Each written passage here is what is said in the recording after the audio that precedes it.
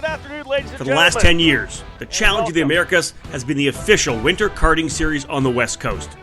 Hitting the best tracks in the region like Phoenix, Tucson, Cal Speed, and Sonoma, the Challenge has played host to the best in the business.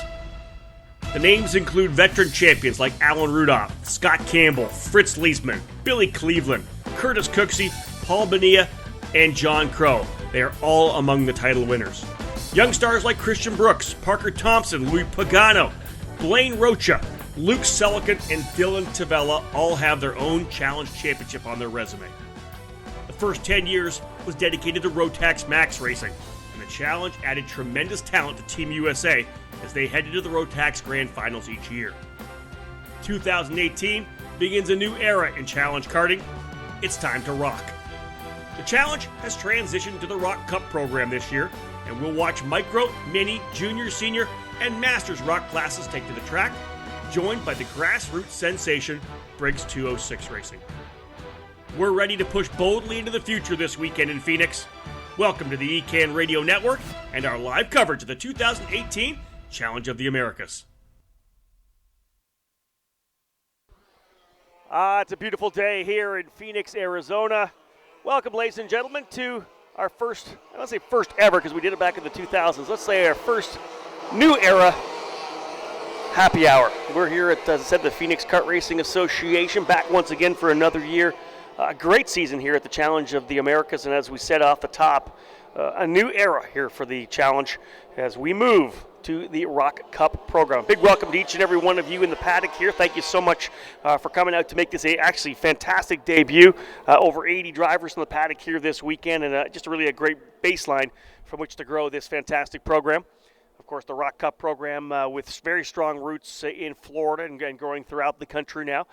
This series, the Challenge of the Americas, and I think if you look at it, regardless of what engine package is on, the series is what it is. It's the framework laid down by Andy Saisman and his fantastic staff who make the experience of coming to this Winter Series event such a great one. Again, a new era for the Challenge as it now moves to the Rock Cup program after 10 years with the Rotax Max Series. Of course, sending so many great drivers to the Rotax Grand Finals. But again, we are starting off fresh, something brand new here. And again, Rob Howden alongside David Cole as we run our happy hour broadcast here. The drivers on the racetrack for pre-qualifying timed practice, their last practice session of the day before we head into racing in Anger tomorrow. Of course, qualifying, pre-final, and finals both Saturday and Sunday. A lot of great prizes up for grabs. We'll talk more about that throughout the broadcast. Of course, essentially the focus on the Rotax Grand Finals, just kind of changing over to the Rock Cup International Final, an amazing race at Southgard, Italy that I've had a chance to announce on a number of occasions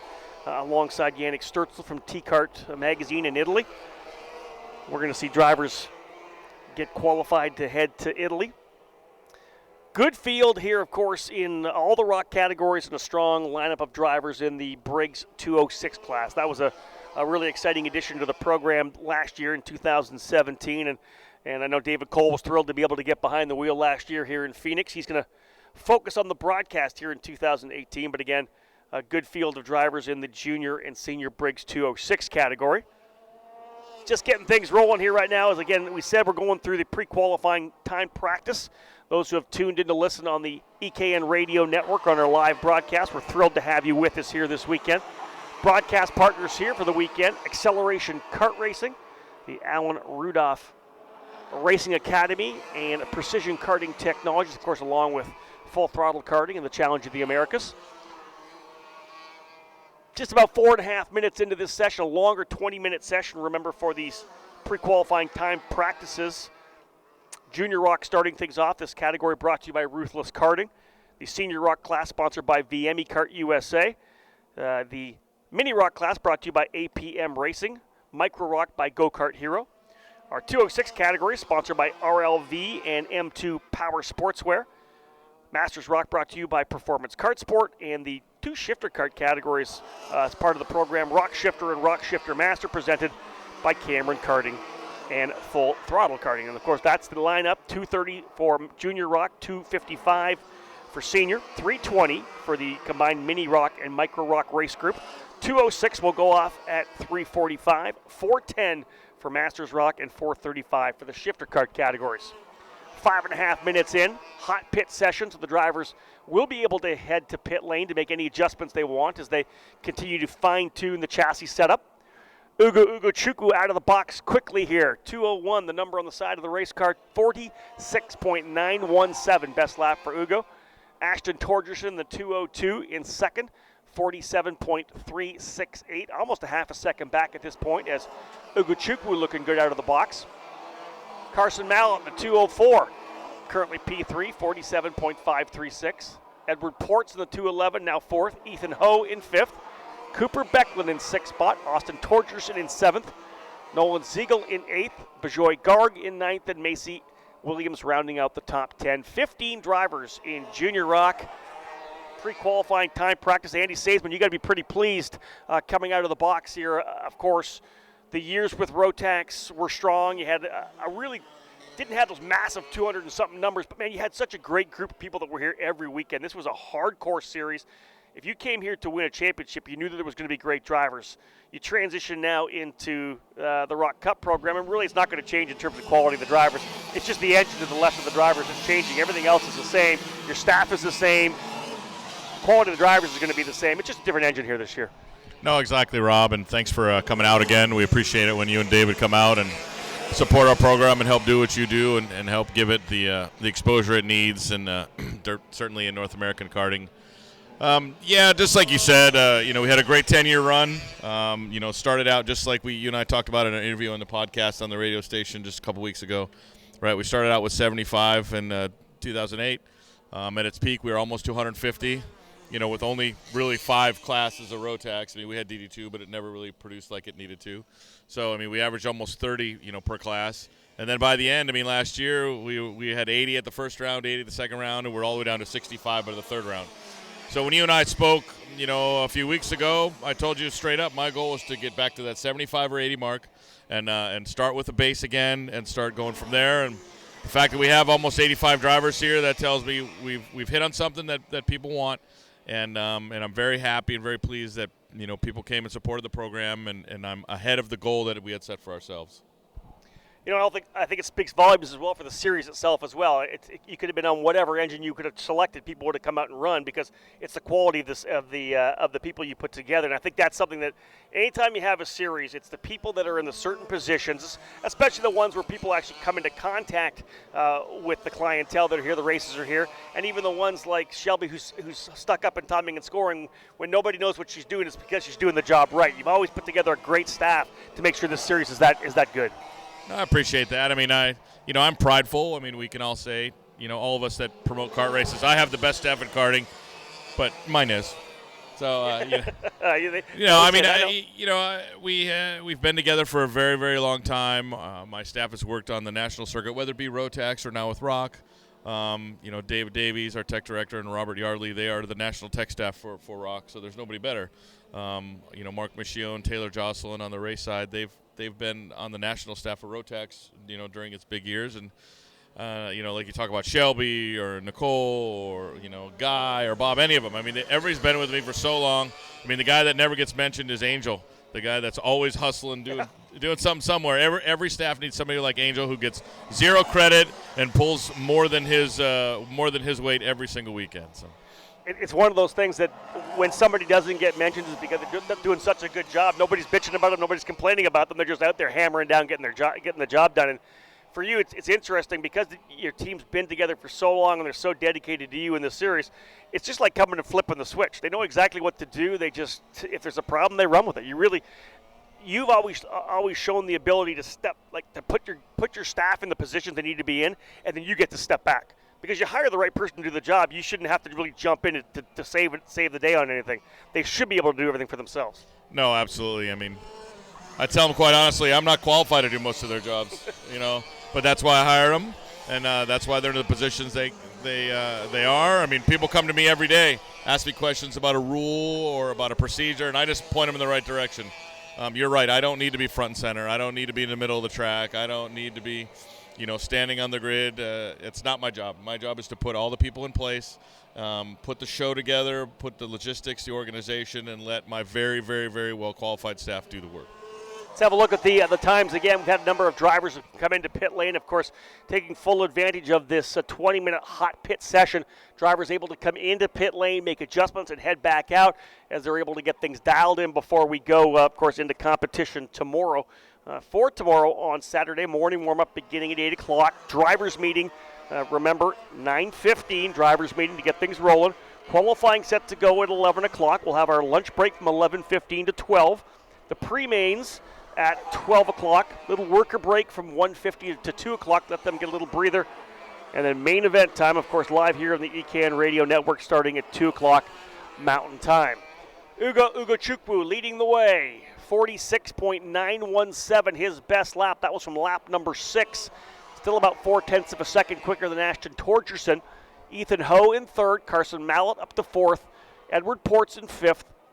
Sixth is Cooper Becklin. Seventh, Austin Torgerson. Eighth, Nolan Siegel. Ninth, Pajoy Garg. And 10th is Macy Williams. William Ferguson runs 11th. Brendan Rusbarski in 12th. Jack Armstrong 13th. Logan Calderwood 14th. And Kyle Castles now in the 15th position. Top 8 separated by about a second. Then about 10th and a half further back, 9th and 10th. The drivers getting a chance to kind of clear out the cobwebs for a number of these drivers. Of course, the Rock Cup getting fired up already in Florida. They ran at Palm Beach International Raceway, I believe, last weekend. A lot of Winter Series getting things fired up, of course, on the East Coast and the West Coast. And again, everybody kind of getting through that time through December. Of course, a number of drivers able to get going at the WK Manufacturers Cup opener in Daytona between Christmas and New Year's. But otherwise, clearing off those winter cobwebs, getting things going in and getting back to racing. Well, folks, this is the happy hour here from Phoenix, Arizona. Of course, Dave Cole and I ready to bring you full coverage throughout the weekend here of the opening round of the Challenge of the Americas. Stick with us. We got a full, probably 2 hours of coverage here on the happy hour from Phoenix. You're listening to EKN Live coverage of the opening round of the Challenge of the Americas from PKRA in Phoenix, here on the EKN Radio Network. Are you looking for a new kart shop? One that treats you like you're an important customer? If so, look no further than Acceleration Kart Racing. At Acceleration, customer service is number one. We are a full-time karting business, not a hobby or an afterthought. We have all the products you're looking for, from kid karts to shifters, safety to speed. We strive to offer our customers the best products, prices, and service. At Acceleration Kart Racing, we're always here when you need something for your racing program. Located in Las Vegas, Acceleration is stocked with a wide range of products. We've been helping racers get the right parts for over 16 years. Acceleration has everything that a kart racer needs, from turnkey karts to safety equipment, engines, and more, stocking all of the leading kart racing brands. Here's a taste of the products that we carry every day. CRG, Tony Kart, Bennett, Rotax, Honda, Miami, MG Tires, Vinco, Bridgestone, Mojo, Alpine Stars, Sparco, Ribtech, and EVS, Tillett, Micron, Alfano, Bell, Arai, Zamp, KG, Sniper, SweetTech, and K&N. It doesn't matter where you live in the country. We will get you what you need so you can get back on the track.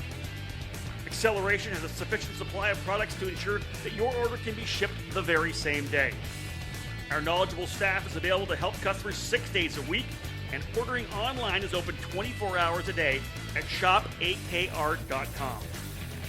For visitors and locals in the Las Vegas area, Acceleration has a large showroom full of the best kart racing products available. Come on in and check it out. To find out more about what Acceleration has to offer, visit shopakr.com. Again, shopakr.com. And make sure to sign up to be on our mailing list to receive the latest updates and promotions that we send throughout the season. Again, we're a one-stop shop. shopakr.com. It's a new decade and a new era for the premier winter series on the West Coast. The Challenge of the Americas is entering its 11th season and is breaking new ground with its move to the Rock Cup program. Vortex is among the leaders in innovation in the sport of karting. Add in the Bridgestone Tire program, and the Challenge of the Americas is racing with the powerhouses in the motorsports world. Briggs & Stratton is back for 2018, and the 206 junior and senior classes are being offered, with racers competing for impressive weekend prizes. The series begins on January 26th to 28th in Phoenix, and then returns to the Cal Speed Karting Center in Fontana, California a month later on February 23rd to 25th. The champions will be decided in wine country, as the Sim Raceway Performance Karting Center in Sonoma will be the site of the final rounds on April 13th to 15th. Champions in the Rock categories will be awarded trips to the Rock Cup International Final in October at the famed South Garda Karting Facility in Italy. Head over to challengekarting.com for more information on the 2018 Challenge of the Americas. Let's rock!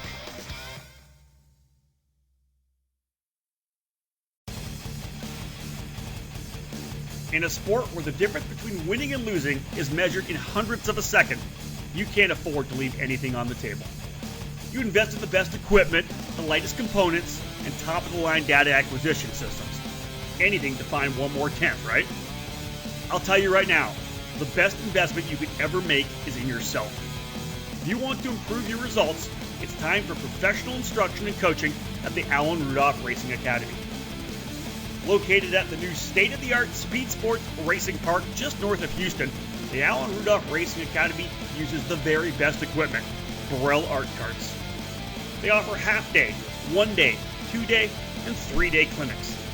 They have a one-on-one student-to-instructor ratio, and they will design a customized curriculum for each student.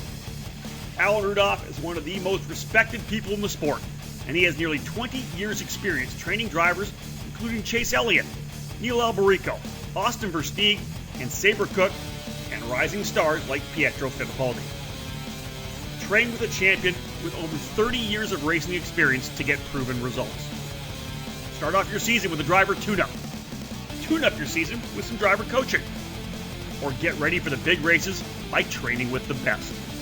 Reserve your dates now by calling 866-607-RACE. That's 866-607-7223. For more information, visit speedsportsracingpark.com/racing-academy. With over 35 years of manufacturing experience, Precision Karting Technologies is the leader in American-made components. We produce high-quality products, led by our full line of chromoly and mild steel axles. Metric or imperial, standard or custom, we have what you need. Collars, keys, bearings, we're the source for axle components in the USA. We're not just axles either. At PKT, we can manufacture motor mounts, hubs, brake rotors, and even GoPro mounts. We're also the choice for axle and chassis straightening. We've designed a dedicated table for the sole purpose of straightening and laser aligning your chassis. If needed, we have the capability to cut, replace, and weld portions of your chassis as well. Big crash bent your frame? Send it to us. Broke a spindle yoke off in a wreck? We can replace it. You don't need to toss that expensive frame in the trash bin. We can fix it. We can repair and straighten chassis, and we CNC machine the finest karting products in the country. With over 70 dealers throughout the US and Canada, it's easy to choose PKT. Family owned and operated, proudly made in the USA. PKT. What's in your cart? Now back to live play-by-play coverage of the opening round of the Challenge of the Americas from Phoenix, brought to you by Acceleration Kart Racing, Precision Karting Technologies, and the Alan Rudolph Racing Academy. Welcome back, ladies and gentlemen, to Phoenix Kart Racing Association. Gorgeous day here today. Temperatures in the mid-60s. Blue sky, just a little bit of cloud. Bottom line is a beautiful January weekend planned here in Arizona. Always fantastic to get out of the cold up north and get down here to these Challenge of the Americas events. Coming down to the end of this session here, Ugo Chukwu with the fast lap back on lap number 6. He turns a total of 18 laps, 46.917 the fast lap for Ugo Chukwu. Just over 0.4 of a second back is Ashton Torgerson. He turned 20 laps as well. A 47.368 for Torgerson, 47.432, just 0.06 of a second back for Ethan Ho. Carson Mallett as well. Carson was not actually going to run here this weekend, was able to get a loaner motor. Puts the car P4 in pre-qualifying time practice. Austin Torgerson actually rounding out the Fast Five, so both Torgersons in the top 5. Edward Ports in 6th, Cooper Becklin in the 7th spot, Nolan Siegel in 8th, Bajoy Garg 9th, Brendan Rubarski moves up to 10th, Macy Williams in 11th, William Ferguson in 12th, Jack Armstrong 13th, Logan Calderwood 14th, and Kyle Castles rounding out the top 15. So underway with pre-qualifying timed practice, these hot pit sessions, 20 minutes each. We will remind those in the paddock that if you have not yet picked up your tires, you can do that. Junior Rock and Senior Rock, you'll pick your tires up tomorrow morning. You'll pick your tires up on the day of the race day each day. That was Ruthless Karting Junior Rock. Ugo Chukwu with the fastest lap time, 46.917. He has dropped the gauntlet, trying to go for the wins here this weekend. Over 0.4 of a second quicker than Ashton Torgerson, so we'll see how things shake down tomorrow when qualifying gets underway at 10 o'clock in the morning. Of course, Junior Rock leading the rotation. VME Kart USA Senior Rock will be next up. Those Senior Rock drivers getting ready to roll out again to really give us a first look at who is going to challenge for championships. This is the opportunity as we are still a long way away, of course. Early April, we cap things off in Sonoma, but the road to the championship here on the challenge starts here today and tomorrow as we get things going. So we're going to see which drivers seem to have the speed out of the box. Senior Rock set to go here in about 2 minutes. APM Racing Mini Rock and Go-Kart Hero Micro Rock to follow. Stick with us. 2 minutes away, and we'll be back for the happy hour session as Senior Rock getting set to go. You're listening to EKN Live coverage of the opening round of the Challenge of the Americas from PKRA in Phoenix, here on the EKN Radio Network. Are you looking for a new kart shop? One that treats you like you're an important customer? If so, look no further than Acceleration Kart Racing. At Acceleration, customer service is number one. We are a full-time karting business, not a hobby or an afterthought. We have all the products you're looking for, from kid karts to shifters, safety to speed. We strive to offer our customers the best products, prices, and service. At Acceleration Kart Racing, we're always here when you need something for your racing program. Located in Las Vegas, Acceleration is stocked with a wide range of products. We've been helping racers get the right parts for over 16 years. Acceleration has everything that a kart racer needs, from turnkey karts to safety equipment, engines, and more, stocking all of the leading kart racing brands. Here's a taste of the products that we carry every day. CRG, Tony Kart, Bennett, Rotax, Honda, Miami, MG Tires, Vinco, Bridgestone, Mojo, Alpine Stars, Sparco, Ribtech, and EBS, Tillett, Micron, Alfano, Bell, Arai, Zamp, KG, Sniper, SweetTech, and K&N. It doesn't matter where you live in the country. We will get you what you need so you can get back on the track. Acceleration has a sufficient supply of products to ensure that your order can be shipped the very same day. Our knowledgeable staff is available to help customers 6 days a week, and ordering online is open 24 hours a day at shopakr.com. For visitors and locals in the Las Vegas area, Acceleration has a large showroom full of the best kart racing products available. Come on in and check it out. To find out more about what Acceleration has to offer, visit shopakr.com. Again, shopakr.com. And make sure to sign up to be on our mailing list to receive the latest updates and promotions that we send throughout the season. Again, we're a one-stop shop. shopakr.com. Now back to live play-by-play coverage of the opening round of the Challenge of the Americas from Phoenix, brought to you by Acceleration Kart Racing, Precision Karting Technologies, and the Alan Rudolph Racing Academy.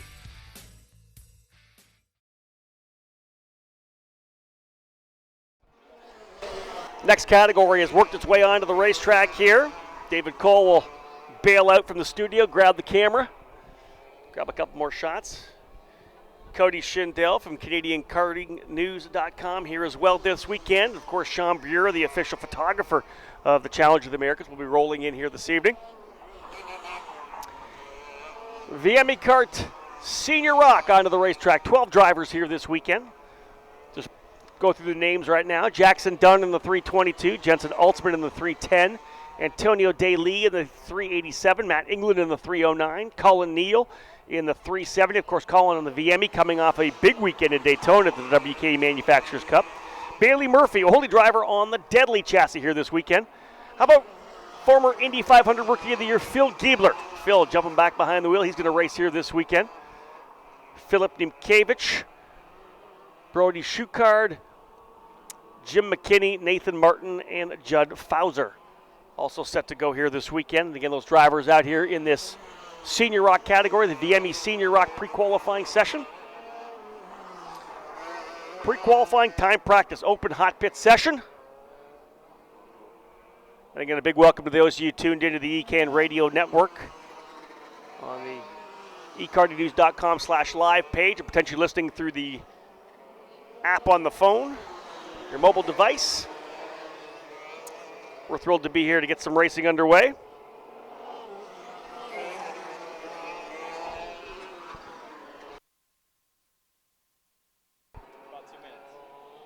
Andy Saisman, let's get you one more time here before we let you vacate the hot seat, and we'll bring in a new guest as part of the happy hour.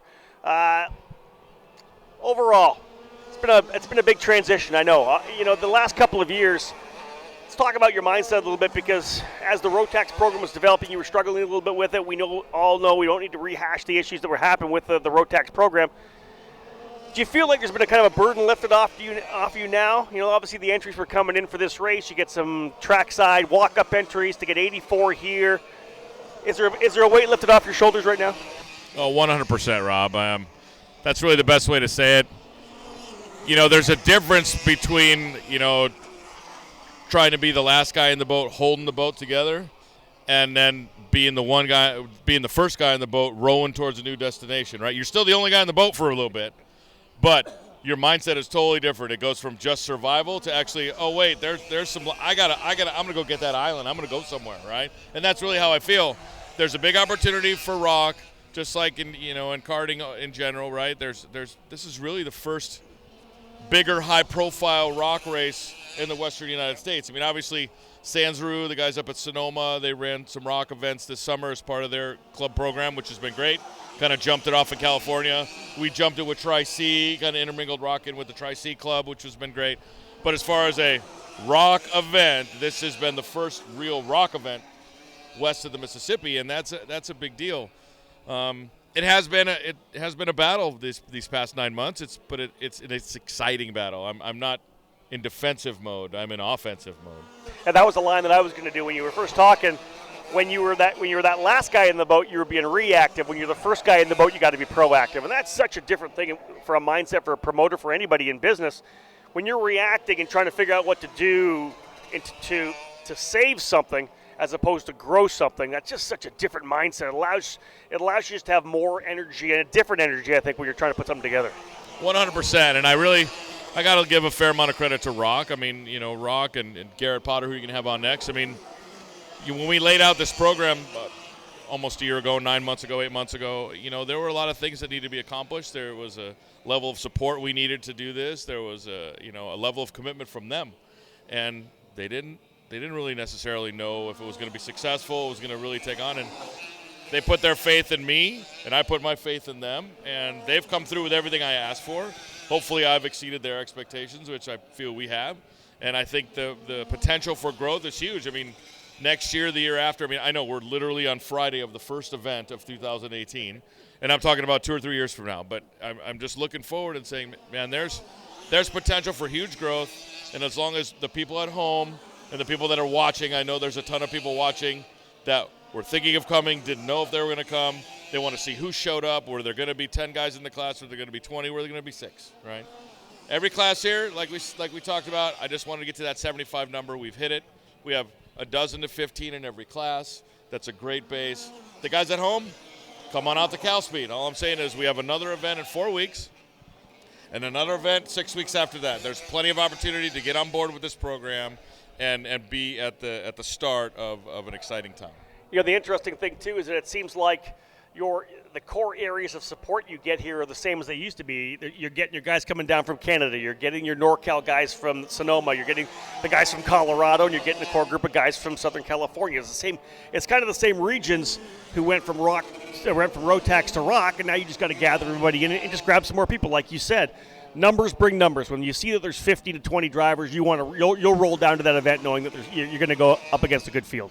No, for sure. It's just like clubs when you and I talk about, right? The minute a club goes from 80 to 100, they go from 100 to 110 or 120 or 150. There's that critical mass they have to hit, right? And we'll keep talking about it. The critical mass, the fact that we were at 80 plus, almost 85 entries, the very first race of Rock in the Western United States is huge. It's immediately has a great nucleus. Hey, thanks for having us back here. It's always great to be at the challenge. Thank you very much, Rob. Thanks, Dave. Andy Saisman, ladies and gentlemen, from the Challenge of the Americas. Again, David and I, great to be here with the EK and Trackside Live program once again. Let's have a quick rundown here before we go to break. Jim McKinney with the quickest lap time here. We're about 7.5 minutes into this 20-minute session of VME Kart USA Senior Rock. Jim McKinney, local driver who knows this facility, 46.507. He's about 0.3 of a second quicker than Phil Giebler in the Ricardo number 311. Colin Neal in the VME number 370, back by another 1/10 of a second. He currently sits in third. Jensen Altman in the number 310 in the fourth spot. Filip Nimkevich in the number 301 in fifth. Brody Schuchard in sixth spot. Bailey Murphy in seventh. Matt England runs in eighth. Antonio DeLee in ninth. Jackson Dunn in 10th. Judd Fowler in 11th. No time yet for Nathan Martin. So 12 drivers set to go here in this Senior Rock category. We're not even to the halfway point. Stay with us here on EKN Live. It's the happy hour from the Challenge of the Americas in Phoenix. You're listening to EKN Live coverage of the opening round of the Challenge of the Americas from PKRA in Phoenix, here on the EKN Radio Network. It's a new decade and a new era for the premier winter series on the West Coast. The Challenge of the Americas is entering its 11th season and is breaking new ground with its move to the Rock Cup program. Vortex is among the leaders in innovation in the sport of karting. Add in the Bridgestone Tire program, and the Challenge of the Americas is racing with the powerhouses in the motorsports world. Briggs & Stratton is back for 2018, and the 206 junior and senior classes are being offered, with racers competing for impressive weekend prizes.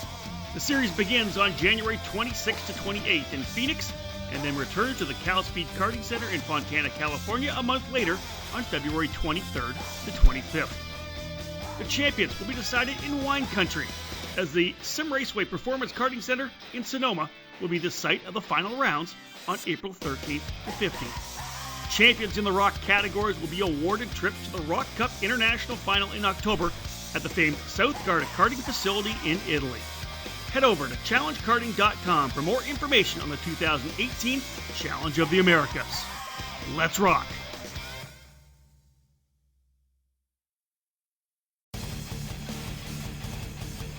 In a sport where the difference between winning and losing is measured in hundredths of a second, you can't afford to leave anything on the table.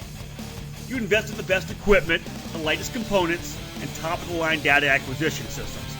Anything to find one more tenth, right? I'll tell you right now, the best investment you could ever make is in yourself. If you want to improve your results, it's time for professional instruction and coaching at the Alan Rudolph Racing Academy. Located at the new state-of-the-art Speed Sports Racing Park just north of Houston, the Alan Rudolph Racing Academy uses the very best equipment, Burrell Art Carts. They offer half-day, 1-day, 2-day, and 3-day clinics. They have a one-on-one student-to-instructor ratio, and they will design a customized curriculum for each student. Alan Rudolph is one of the most respected people in the sport, and he has nearly 20 years' experience training drivers, including Chase Elliott, Neil Alberico, Austin Versteeg, and Sabre Cook, and rising stars like Pietro Fittipaldi. Train with a champion with over 30 years of racing experience to get proven results. Start off your season with a driver tune-up. Tune up your season with some driver coaching. Or get ready for the big races by training with the best. Reserve your dates now by calling 866-607-RACE. That's 866-607-7223. For more information, visit speedsportsracingpark.com/racing-academy. With over 35 years of manufacturing experience, Precision Karting Technologies is the leader in American-made components. We produce high-quality products, led by our full line of chromoly and mild steel axles. Metric or imperial, standard or custom, we have what you need. Collars, keys, bearings, we're the source for axle components in the USA. We're not just axles either. At PKT, we can manufacture motor mounts, hubs, brake rotors, and even GoPro mounts. We're also the choice for axle and chassis straightening.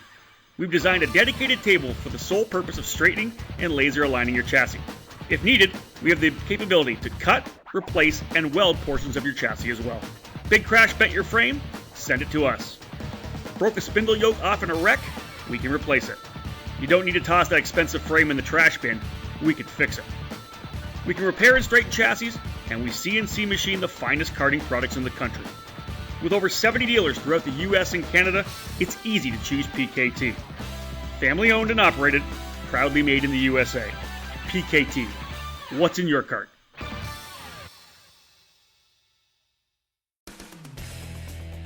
Are you looking for a new kart shop? One that treats you like you're an important customer? If so, look no further than Acceleration Kart Racing. At Acceleration, customer service is number one. We are a full-time karting business, not a hobby or an afterthought. We have all the products you're looking for, from kid karts to shifters, safety to speed. We strive to offer our customers the best products, prices, and service. At Acceleration Kart Racing, we're always here when you need something for your racing program. Located in Las Vegas, Acceleration is stocked with a wide range of products. We've been helping racers get the right parts for over 16 years. Acceleration has everything that a kart racer needs, from turnkey carts to safety equipment, engines, and more, stocking all of the leading kart racing brands. Here's a taste of the products that we carry every day. CRG, Tony Kart, Bennett, Rotax, Honda, Miami, MG Tires, Vinco, Bridgestone, Mojo, Alpine Stars, Sparco, Ribtech, and EVS, Tillett, Micron, Alfano, Bell, Arai, Zamp, KG, Sniper, SweetTech, and K&N. It doesn't matter where you live in the country. We will get you what you need so you can get back on the track. Acceleration has a sufficient supply of products to ensure that your order can be shipped the very same day. Our knowledgeable staff is available to help customers 6 days a week, and ordering online is open 24 hours a day at shopakr.com. For visitors and locals in the Las Vegas area, Acceleration has a large showroom full of the best kart racing products available. Come on in and check it out.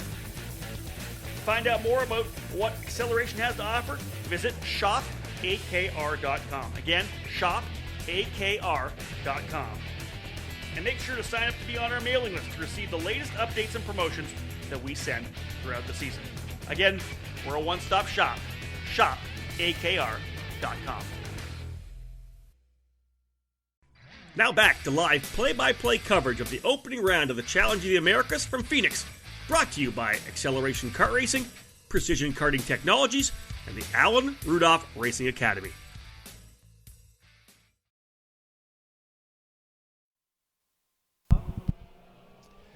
So welcome back, ladies and gentlemen. Live coverage here of pre-qualifying time practice. We kind of kick things off here for our first event of 3 here this year in 2018 from the Challenge of the Americas. Of course, Andy Saisman and his crew issuing in a new era here for this program. 10 years with the Rotax Max package, and now blazing new trails with the Rock Cup program. Drivers on the racetrack here, 15, almost 16 minutes in to this senior rock category. Jim McKinney with the fastest lap time, coming back on lap number 5, 46.507, so no change before we went to the break. Giebler still sitting in the second spot. Colin Neal just coming back out onto the racetrack. Colin in the number 370 VME, a 46.951 his best lap, about 0.4 of a second off that set by Jim McKinney in the number 319. Of course, McKinney with thousands of laps here at PKRA, the local knowledge of the young driver who moved to the senior categories a couple of years ago. 0.3 quicker than Giebler. Colin Neal in third, Jensen Altsman fourth, Filip Nimkevich on the Kart Republic now up into the 5th spot. Incredibly close, though, third, fourth, and fifth. 46.9 for Neal, 46.995 for Altsman, 46.996 for Niemkiewicz. So 45 thousandths of a second separating third, fourth, and fifth. Brody Schuchard in the number 333 VME in 6. Bailey Murphy on the Deadly chassis. The David Serra designed Deadly, number 313, the only Deadly in the paddock here this weekend. He is in the 7th position. Matt England, Antonio Daly, and Jackson Dunn rounding out the top 10. McKinney up top of the 319, though, as we look to cap off this session. Just about maybe 2 minutes remaining here. Just a little over 2 minutes to go. I've got Garrett Potter from Rock Cup USA standing by. We'll have a chat with him as soon as we're done with this session here.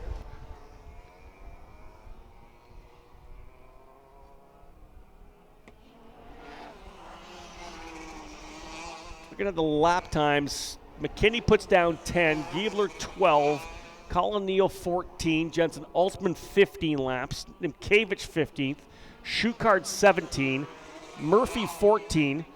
Of those top drivers in the top 7, no one going any quicker than lap number 7. So really the first half of the run here, the best for these drivers. Of course, the drivers on the Bridgestones here in the Rock Cup. Lap 5 was the best for both McKinney and Giebler. Lap 4 for Neal. Lap 7 for Altsman, lap 5 for Niemkiewicz, lap 5 for Schuchard, and lap 6 for Bailey Murphy. Matt England did 8 total laps, lap 3 his best. So almost everybody in the opening half of the runs here today in this pre-qualifying time practice for the VME Kart USA Senior Rock class. Minute and a half remaining.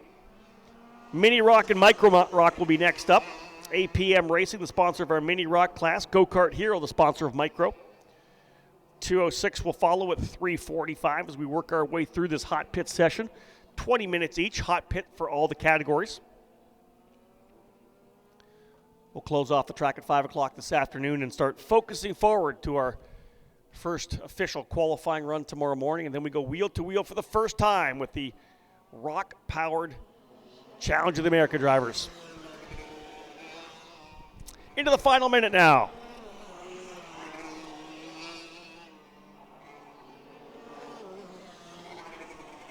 .309, a Matt England rolls by. Last lap, a 47.389. 47.3 his best, so consistent right there in 47.3s for Matt England. Just 4 drivers remain on the racetrack here to cap things off, as I said, into the final half a minute now.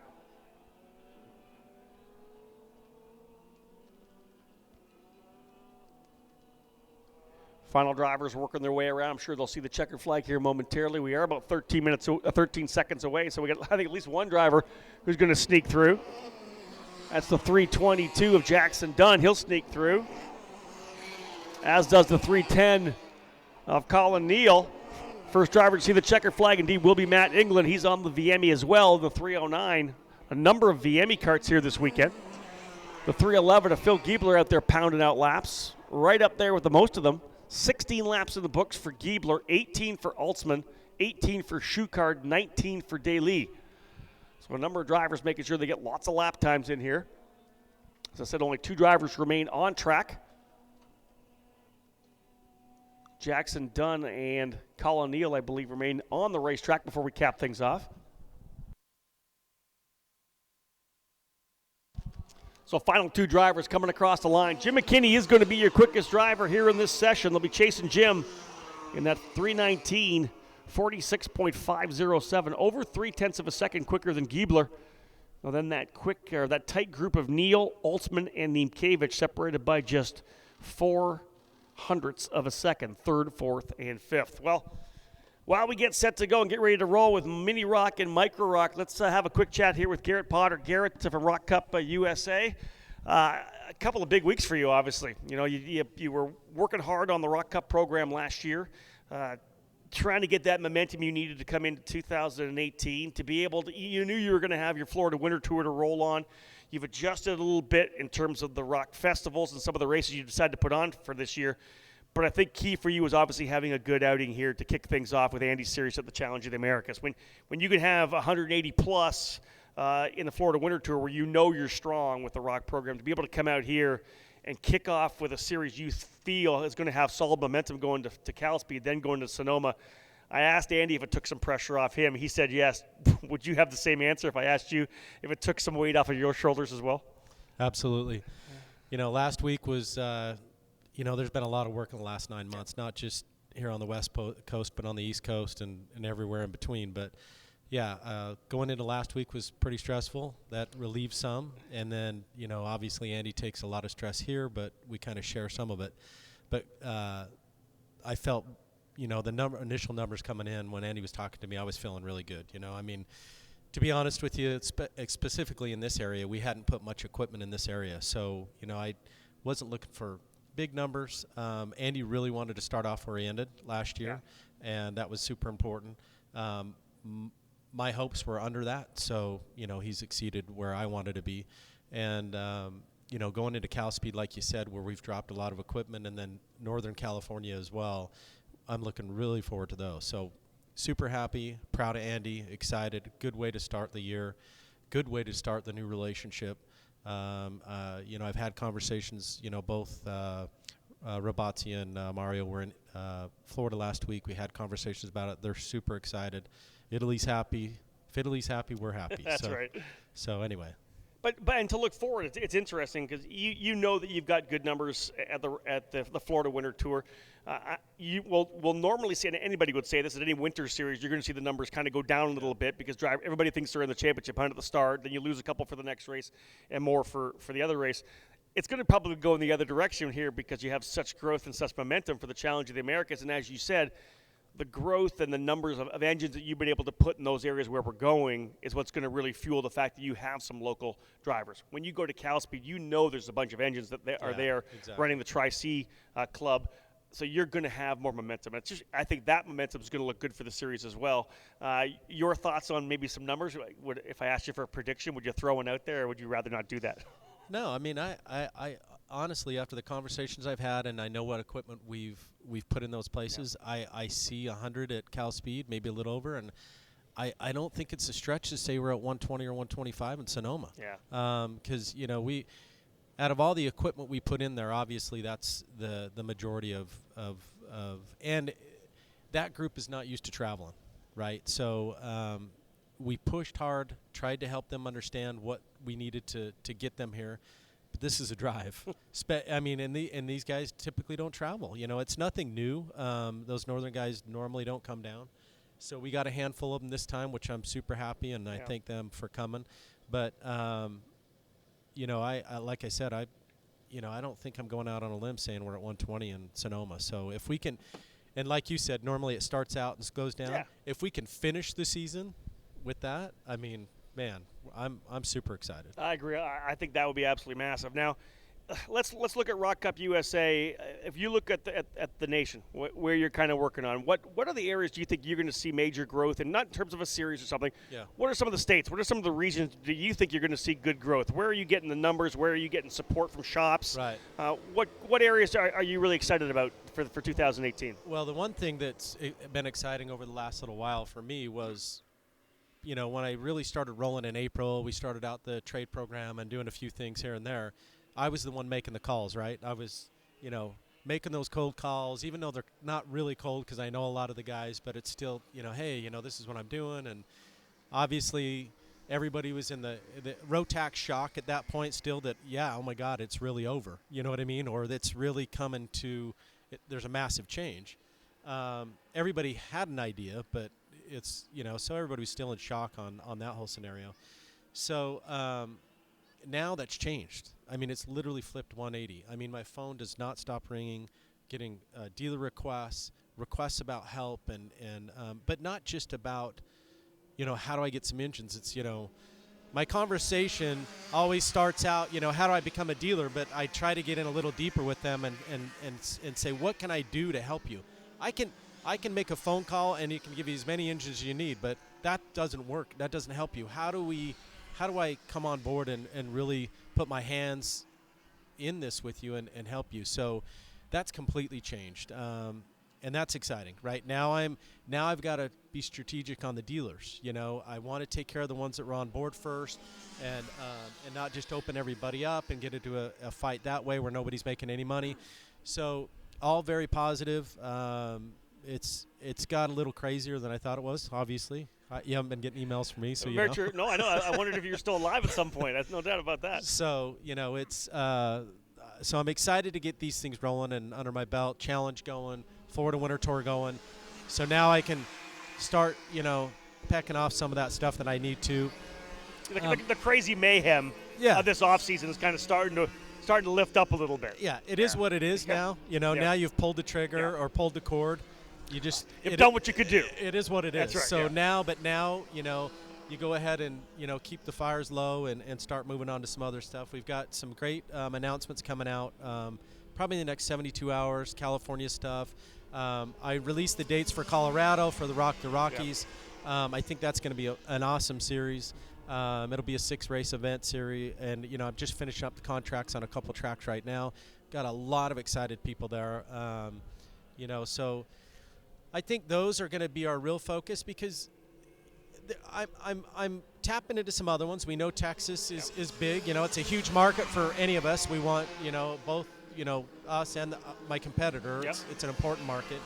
But one thing that I want to do, and I kind of talked to you this way early, when I first moved over, I don't want to just open 50 places or tracks or whatever and not be able to support them.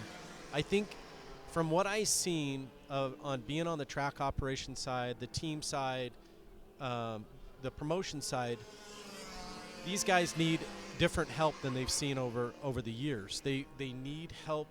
It's not any different than any other business. We've just treated it different, where it's like a franchise. They come in, they show you how to do it. They're there for support. They give you the tools and the product and the material and the marketing and whatever to help them understand how to run the business. There's a lot of passionate people that are in our business, but most of them are not business people. So what I want to do is I want to give them the full package. I want to give them from the equipment's the easy part, but I want to give them the marketing. I want to give them the support. I want to give them the knowledge, and most important, the confidence that it can be done. And so I don't want to go crazy with opening up a bunch. I want to have 4 or 5, 6 really good ones. We can not only solidify our program and show people how it works, but get results and then move to the next step. You know what I mean? Because, as well as I do, you do 10 jobs, you're going to do 10% at each, and none of them get done right. So, I'm going to try and keep it as low-key as I can and really help these ones that have come on board first, push my butt off, put our finances and our effort and everything there, because it's not going to be cheap and easy. These guys, not only the shops, but let's just take a club for an example. One thing that makes a great club is a great race director, a great tech director, and if you don't have those key elements, you're wasting your time no matter how much time or money or effort you put in.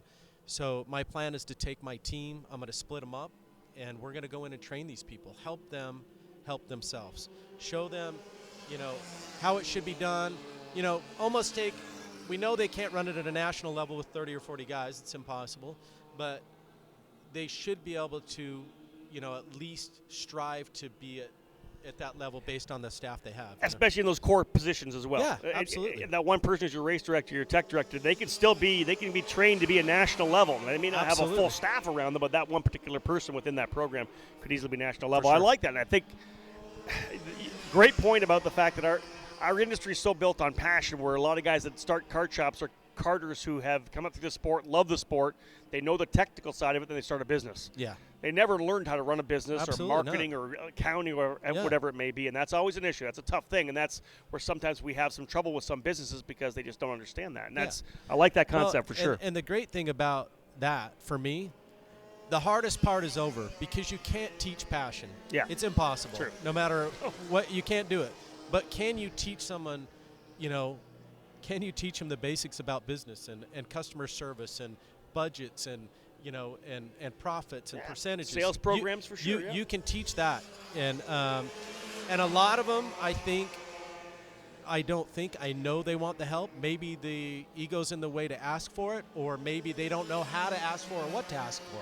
So I think my plan is to bring the team in, just kind of look at the operation and offer what we think is needed. Maybe they'll say, you know what, you're crazy, Garrett. I don't, I don't need it. But I don't think that's going to happen. The people that I've talked to, that we're meeting with now, and implementing some stuff, they're way open to help. They're just buried. You know how busy you are. Yeah. I know how busy I am. Yep. It looks like, I get a lot of stuff done, but there's a lot of people on the back end that nobody even sees, that there's no way in hell I could get it done without them. Understood. Yep. So I think that's the big thing for me, to be on that support role to try and build. We all got a lot of work to do. You can see it here. You can see it in Florida. Micro. Yeah. Man, we should all be 70, 80 deep in micro, and we're not. Yeah. And that's my worry, And the other classes are good, but you see it more than I do. You see these kids moving out sooner and sooner into cars or other things. Man, we got a lot of work to do to fill the bottom. Got to keep them coming in. Let's have a look at the drivers right now in that mini and micro category. Give you a little update. Logan Toke leading the way here. We're not quite to the halfway point. Logan Toke in the 157 in the APM Racing sponsored mini rock class. Go-Kart Hero sponsored Micromax. Logan Toke leading the way. Enzo Swan in second, back by just 0.03 of a second. Parker DeLong in the number 119, just a 10th back. He sits in the third spot. Kai Sorensen in the 115 and Ethan Nascimento in the 121. That's your top 5 drivers in the micro class, the mini class. We actually have, I believe, one or two micro rocks here this weekend. They're actually running in with the minis, just the one micro rock here this weekend, Gage Jarvis. And of course, that's one of the things you brought up, is the fact that the micro guys, the micro and mini, I never want to get too aggressive that we have to have a lot of micros, because at one point there weren't any micros. That's It was just tag cadet. Yeah. They were just the youngest drivers in that tag cadet category. But for mini and micro, if we have a lot of them, that is the future of the sport. There's no doubt about it, because that graduation level of people that aren't just trying to do this for a family sport, but maybe trying to get their kid to go up the ranks, they're leaving a lot earlier. I think that's a wrong idea, personally, because I watched them in the Mazda Road to Indy, and the best guys coming into USF 2000 are guys like Oliver Askew, who's 20 years old. Absolutely. He's not 14, he's 20 years old, right? He's able to talk to sponsors. He's so much more mature, and not just in his driving, but everything. Everything. If you want to move your kid at 16, 17, I get it. I think 14, 15, I personally think is too early, but you're not going to stop the kids from moving. And the key is then making sure that we continue to develop our sport and promote it outside of our own community to get more drivers, young drivers, to come in. I think that's going to be one of the key things moving forward. Absolutely. And I think, obviously, that, when I went to NOLA, built that track, there was nobody there, right? I mean, there was a handful of racers. I mean, handful, maybe 2 or 3 handful. And it was even worse because it was around dirt track country, right? Which hate asphalt guys. So I had my work cut out for me. But I did a few things that it produced results. My first, I went to the World of Wheels, for an example, the first year, which is their Autorama. And that first year, in 3 days, I sold 20 go-karts, right? I mean, and that was my base. That is what it takes, and it's interesting you say that, because I know the guys from Margay Racing in St. Louis. They're at the St. Louis Motorsports Auto Show this weekend. It's not a race. It's not a kart show. They're at a motorsports show or an auto show. That's where you have to go, and you have to take our sport to people that maybe are pre-qualified as gearheads, exactly, and they see it and realize how accessible it is. Absolutely. I mean, that's our customer. That's our market. The passion, or already has some kind of a sense of what they like. Yeah. And disposable income, boat shows, motorhome shows, that type of stuff. But we've got to take it to them. It's the only way it's going to work. But one other thing, that second year, which was even more amazing, the first year I ran it, right? It was just me, and I was just doing my thing. The second year I had a 8-year-old there. He was in it at that point. He was in a junior L206. Yep. And then I had a 13-year-old in their suits. I didn't have to sell anything, right? I mean, seriously, all I had to do was deal with Dad's credit card. It was already done. The kid was racing, period, no matter what. So I encourage people to go out, and, I know this industry, and specifically now, has always been about, different engine packages and SCUSA and rock and all that. To me, we all got to get out and do that. I mean, to me, that's, I want the organizations to be fighting over 4,000 customers, not 300. So that's one conversation you and I had as an industry. If you've got Rock on one side and IAME on the other side, whatever it may be, the different organizations and series over here, the different organizations, or your organization over here, if we're going to be battling over 300 people, it doesn't make any sense. It doesn't make any sense. No. If you should have 300, they should have 300 at the top level, whatever it may be, Yeah. and then everybody should be fine. If we can't get that, Yeah. it's not the fault of the different engine packages. Absolutely It's the industry as a whole who needs to go find new racers. I don't, for me, obviously, Rock pays my income, so I need to push what I need to push. But if someone can add 1,000 IAME engines, new engines, and racers to our program this year, that's fantastic. Yep. I don't care what engine package it is, because I know that 40 or 50% of those are going to buy a Rock too. They're going to have both. You're I don't care. You're right. Yeah, you're right. So, and it's the same on my side. Yep. We need to get away from and do our best to get away from this kind of, in my mind, numbers and engines and that type of stuff, and get back to, everybody's got to contribute to build this. Yep. And it's important that, if there's car shows, boat shows, off-road shows, anything that's in your area, that you're interested in doing, I'm interested in supporting. If you need help with a booth, if you can't do it financially, contact me. I'm ready to put, my money where my mouth is and try and get some people. And I know it works. Because you've done it. I've done it. Yeah. So anyway. Yeah, I hear you. Folks, get a chance to chat here during our happy hour with Garrett Potter from Rock Cup USA, and just some obviously great insight from a guy who not only runs this organization now on the importer side of it, and of course the Florida Winter Tour as well through Rock Cup USA, but a guy that has tons of experience, whether it would be at Miller Motorsports Park in Salt Lake City, helping to essentially launch the karting program at NOLA Motorsports Park in New Orleans, and of course now at one point with Max Speed, now with Rock Cup. The experience is there to understand the things that we need to do to develop our sport. Again, great having him here on the happy hour, as we are excited to be here in Phoenix to get things rolling for this year's Challenge of the Americas.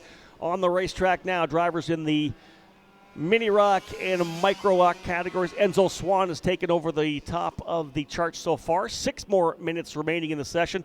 Logan Toke in second, Parker DeLong third, Kai Sorensen in fourth, and Ethan Nascimento rounding out your top 5. Stick with us. When we come back, we'll tell you how things shake down as this session comes to a close. You're listening to EKN Live coverage of the opening round of the Challenge of the Americas from PKRA in Phoenix, here on the EKN Radio Network. In a sport where the difference between winning and losing is measured in hundredths of a second, you can't afford to leave anything on the table. You invest in the best equipment, the lightest components, and top-of-the-line data acquisition systems. Anything to find one more tenth, right? I'll tell you right now, the best investment you could ever make is in yourself.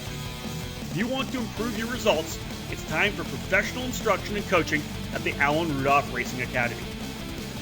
Located at the new state-of-the-art Speed Sports Racing Park just north of Houston, the Alan Rudolph Racing Academy uses the very best equipment, Burrell Art Carts.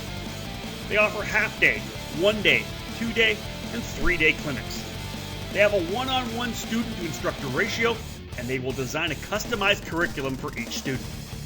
Alan Rudolph is one of the most respected people in the sport, and he has nearly 20 years' experience training drivers, including Chase Elliott, Neil Alberico, Austin Versteeg, and Sabre Cook, and rising stars like Pietro Fittipaldi. Train with a champion with over 30 years of racing experience to get proven results. Start off your season with a driver tune-up. Tune up your season with some driver coaching. Or get ready for the big races by training with the best. Reserve your dates now by calling 866-607-RACE. That's 866-607-7223. For more information, visit speedsportsracingpark.com/racing-academy. With over 35 years of manufacturing experience, Precision Karting Technologies is the leader in American-made components. We produce high-quality products, led by our full line of chromoly and mild steel axles. Metric or imperial, standard or custom, we have what you need. collars, keys, bearings, we're the source for axle components in the USA. We're not just axles either. At PKT, we can manufacture motor mounts, hubs, brake rotors, and even GoPro mounts. We're also the choice for axle and chassis straightening. We've designed a dedicated table for the sole purpose of straightening and laser aligning your chassis. If needed, we have the capability to cut, replace, and weld portions of your chassis as well. Big crash bent your frame? Send it to us. Broke a spindle yoke off in a wreck? We can replace it. You don't need to toss that expensive frame in the trash bin. We can fix it. We can repair and straighten chassis, and we CNC machine the finest karting products in the country. With over 70 dealers throughout the US and Canada, it's easy to choose PKT. Family owned and operated, proudly made in the USA. PKT. What's in your cart?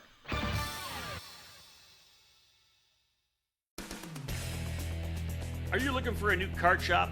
One that treats you like you're an important customer? If so, look no further than Acceleration Kart Racing. At Acceleration, customer service is number one. We are a full-time karting business, not a hobby or an afterthought. We have all the products you're looking for, from kid karts to shifters, safety to speed. We strive to offer our customers the best products, prices, and service. At Acceleration Kart Racing, we're always here when you need something for your racing program. Located in Las Vegas, Acceleration is stocked with a wide range of products. We've been helping racers get the right parts for over 16 years. Acceleration has everything that a kart racer needs, from turnkey karts to safety equipment, engines, and more, stocking all of the leading kart racing brands. Here's a taste of the products that we carry every day. CRG, Tony Kart, Bennett, Rotax, Honda, Miami, MG Tires, Vinco, Bridgestone, Mojo, Alpine Stars, Sparco, Ribtech, and EVS, Tillett, Micron, Alfano, Bell, Arai, Zamp, KG, Sniper, SweetTech, and K&N. It doesn't matter where you live in the country. We will get you what you need so you can get back on the track. Acceleration has a sufficient supply of products to ensure that your order can be shipped the very same day. Our knowledgeable staff is available to help customers 6 days a week, and ordering online is open 24 hours a day at shopakr.com. For visitors and locals in the Las Vegas area, Acceleration has a large showroom full of the best kart racing products available. Come on in and check it out. To find out more about what Acceleration has to offer, visit shopakr.com. Again, shopakr.com. And make sure to sign up to be on our mailing list to receive the latest updates and promotions that we send throughout the season. Again, we're a one-stop shop. shopakr.com. Now back to live play-by-play coverage of the opening round of the Challenge of the Americas from Phoenix, brought to you by Acceleration Kart Racing, Precision Karting Technologies, and the Alan Rudolph Racing Academy.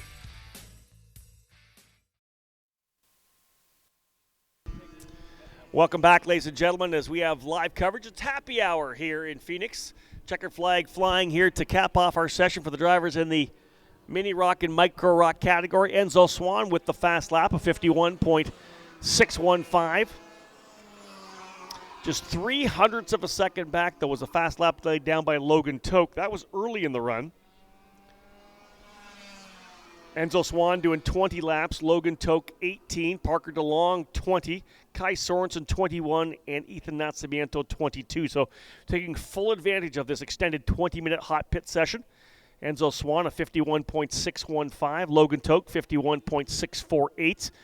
Parker DeLong in the 119 a 51.753, back by just over 1/10 of a second. Kai Sorensen 0.2 back in the 115. 0.3 back for Ethan Nascimento. Chase Gardner ends up in 6th. Tuesday Calderwood in 7th. Dylan Archer 8th. Rye Myers in 9th. Patrick Molar 10th. Ryan Castles 11th. And the single driver in the Micro Rock category, Gage Jarvis in the number 12. Great discussion with Garrett Potter from Rock Cup USA about the program, the growth, and of course what needs to be done to continue to grow the sport of karting. Just some great insight from Garrett. We get set to keep going through. We're halfway through our pre-qualifying time practice. Again, happy hour here at the PKRA, all part of the EKN radio network. Rob Howden alongside David Cole. RLV sponsored 206 Senior and M2 Power Sportswear 206 Junior. Getting set to go. They will be next up. 3:45 scheduled start time. That's still about 4 minutes away. Stick with us. We got more to come, ladies and gentlemen. Again, live coverage throughout this weekend. Excited to have Alan Rudolph Racing Academy, Precision Karting Technologies, and Acceleration Kart Racing on board alongside Full Throttle Karting as our broadcast partners for this particular edition of the EKN Live program. Of course, 24 to 26 races. We haven't locked them all in yet, but between 24 and 26 races on the 2018 EKN Live Trackside Tour. This is race number 2, my number 3 if you include Daytona from December of 2017. So race number 3 essentially of our circuit here for 2018. A lot of races to hit throughout the season before we cap things off at the Super Nationals in November. Stick with us. More to come live here on the EKN Radio Network. You're listening to EKN Live coverage of the opening round of the Challenge of the Americas from PKRA in Phoenix, here on the EKN Radio Network. It's a new decade and a new era for the premier winter series on the West Coast. The Challenge of the Americas is entering its 11th season and is breaking new ground with its move to the Rock Cup program. Vortex is among the leaders in innovation in the sport of karting. Add in the Bridgestone Tire program, and the Challenge of the Americas is racing with the powerhouses in the motorsports world. Briggs & Stratton is back for 2018, and the 206 Junior and Senior classes are being offered, with racers competing for impressive weekend prizes. The series begins on January 26th to 28th in Phoenix, and then returns to the Cal Speed Karting Center in Fontana, California a month later on February 23rd to 25th. The champions will be decided in wine country, as the Sim Raceway Performance Karting Center in Sonoma will be the site of the final rounds on April 13th to 15th. Champions in the Rock categories will be awarded trips to the Rock Cup International Final in October at the famed South Garda Karting Facility in Italy. Head over to challengekarting.com for more information on the 2018 Challenge of the Americas. Let's rock!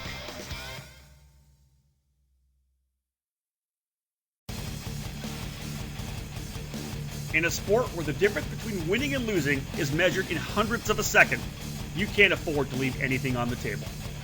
You invest in the best equipment, the lightest components, and top-of-the-line data acquisition systems. Anything to find one more tenth, right? I'll tell you right now, the best investment you could ever make is in yourself.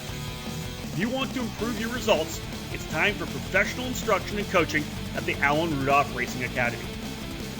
Located at the new state-of-the-art Speed Sports Racing Park just north of Houston, the Alan Rudolph Racing Academy uses the very best equipment, Burrell Art Carts. They offer half-day, 1-day, 2-day, and 3-day clinics. They have a one-on-one student-to-instructor ratio, and they will design a customized curriculum for each student. Alan Rudolph is one of the most respected people in the sport, and he has nearly 20 years' experience training drivers, including Chase Elliott, Neil Alberico, Austin Versteeg, and Sabre Cook, and rising stars like Pietro Fittipaldi. Train with a champion with over 30 years of racing experience to get proven results. Start off your season with a driver tune-up. Tune up your season with some driver coaching. Or get ready for the big races by training with the best. Reserve your dates now by calling 866-607-RACE. That's 866-607-7223. For more information, visit speedsportsracingpark.com/racing-academy. With over 35 years of manufacturing experience, Precision Karting Technologies is the leader in American-made components. We produce high-quality products, led by our full line of chromoly and mild steel axles. Metric or imperial, standard or custom, we have what you need. Collars, keys, bearings, we're the source for axle components in the USA. We're not just axles either. At PKT, we can manufacture motor mounts, hubs, brake rotors, and even GoPro mounts. We're also the choice for axle and chassis straightening. We've designed a dedicated table for the sole purpose of straightening and laser aligning your chassis. If needed, we have the capability to cut, replace, and weld portions of your chassis as well. Big crash bent your frame? send it to us. Broke a spindle yoke off in a wreck? We can replace it. You don't need to toss that expensive frame in the trash bin. We can fix it. We can repair and straighten chassis, and we CNC machine the finest karting products in the country. With over 70 dealers throughout the US and Canada, it's easy to choose PKT. Family owned and operated, proudly made in the USA. PKT. What's in your cart?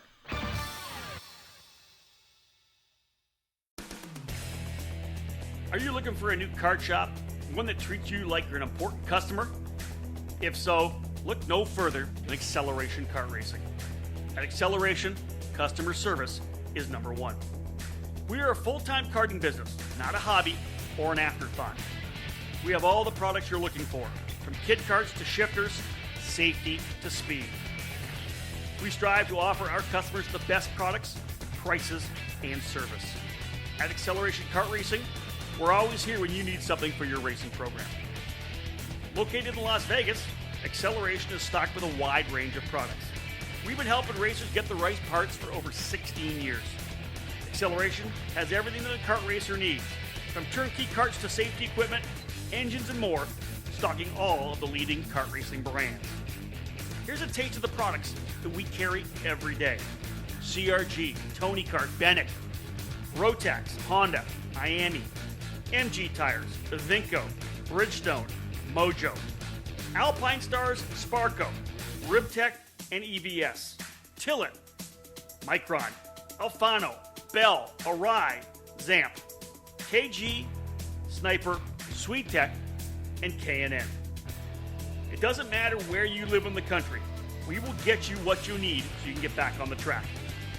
Acceleration has a sufficient supply of products to ensure that your order can be shipped the very same day. Our knowledgeable staff is available to help customers 6 days a week, and ordering online is open 24 hours a day at shopakr.com. For visitors and locals in the Las Vegas area, Acceleration has a large showroom full of the best kart racing products available. Come on in and check it out. To find out more about what Acceleration has to offer, visit shopakr.com. Again, shopakr.com. And make sure to sign up to be on our mailing list to receive the latest updates and promotions that we send throughout the season. Again, we're a one-stop shop. shopakr.com. Now back to live play-by-play coverage of the opening round of the Challenge of the Americas from Phoenix, brought to you by Acceleration Kart Racing, Precision Karting Technologies, and the Alan Rudolph Racing Academy.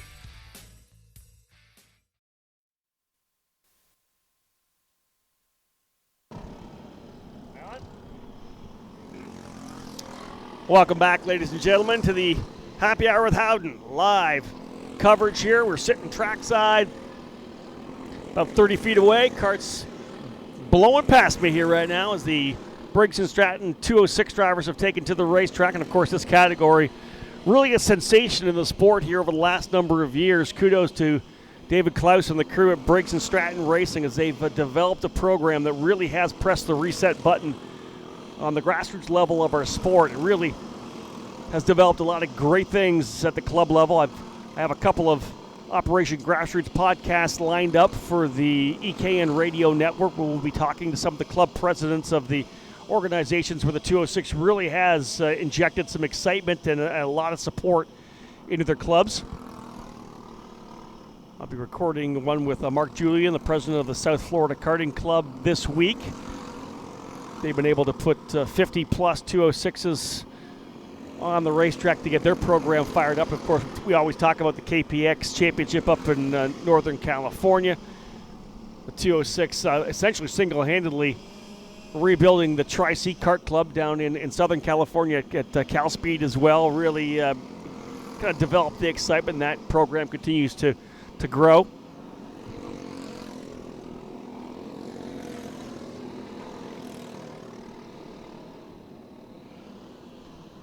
Drivers on the racetrack in our LO206 combined senior and junior category.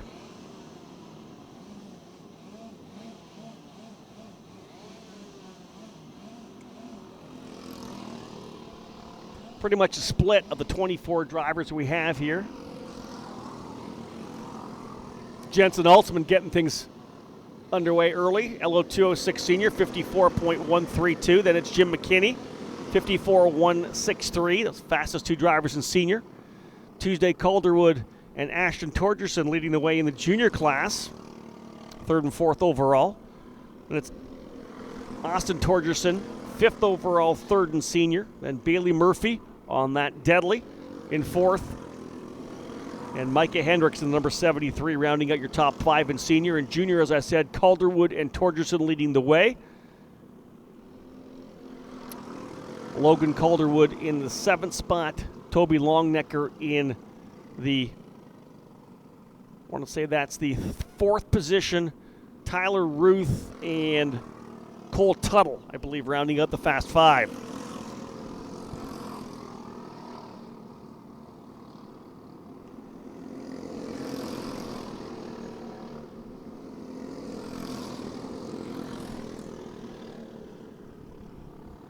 Good opportunity to sit down here and enjoy ourselves and get things underway as David, Cole, and I getting ready to fire up for a full weekend of live coverage. The 3rd event on the EKN Trackside Live Tour for 2018. David got things underway in late December at the WK Manufacturers Cup race at Daytona International Speedway, part of Kart Week. Just a couple of weeks ago, I was at the SuperKarts USA Winter Series event in Homestead. Of course, here for all 3 of the Challenge of the Americas events this year. I'll be back to the SCUSA Winter Series finale in Ocala in a couple of weeks.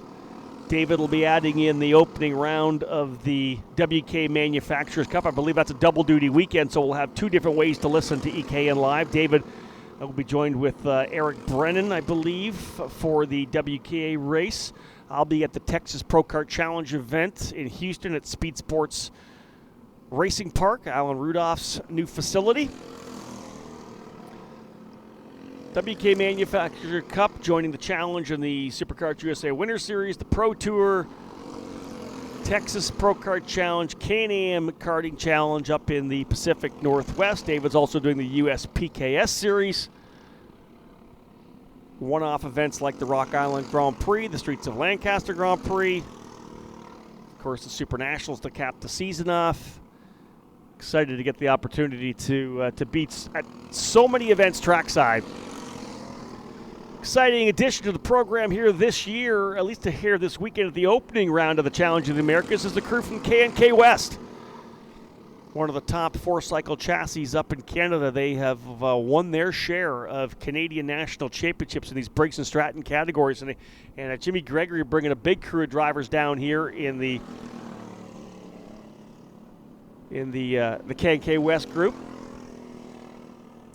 We'll tag them and figure out which are the quickest drivers in the group. Jensen Altsman leads the way in Senior. Jim McKinney in 2nd. Austin Torgerson in 3rd. Bailey Murphy in 4th. Micah Hendricks in 5th. 6th is John Buza, one of the K&K drivers. Cooper Becklin in 7th. Justin Gortz in 8th. 9th. Go further down there to get to 9th.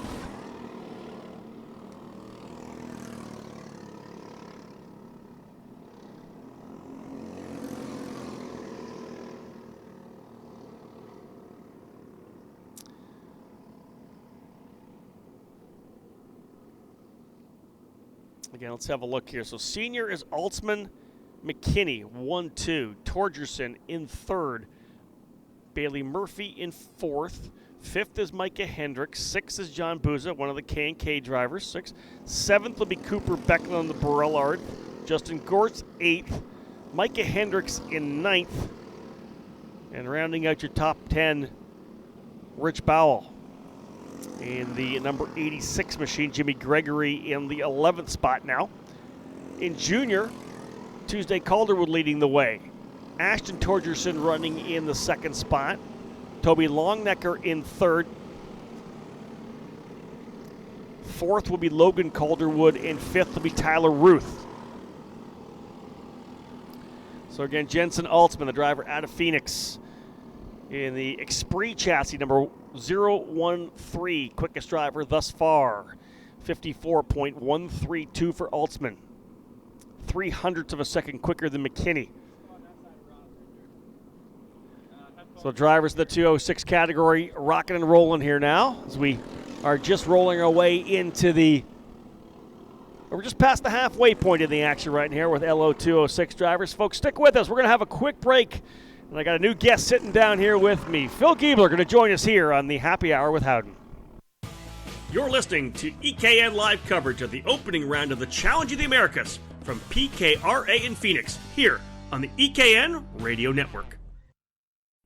It's a new decade and a new era for the premier winter series on the West Coast. The Challenge of the Americas is entering its 11th season and is breaking new ground with its move to the Rock Cup program. Vortex is among the leaders in innovation in the sport of karting. Add in the Bridgestone Tire program, and the Challenge of the Americas is racing with the powerhouses in the motorsports world. Briggs & Stratton is back for 2018, and the 206 junior and senior classes are being offered, with racers competing for impressive weekend prizes. The series begins on January 26th to 28th in Phoenix, and then returns to the Cal Speed Karting Center in Fontana, California a month later on February 23rd to 25th.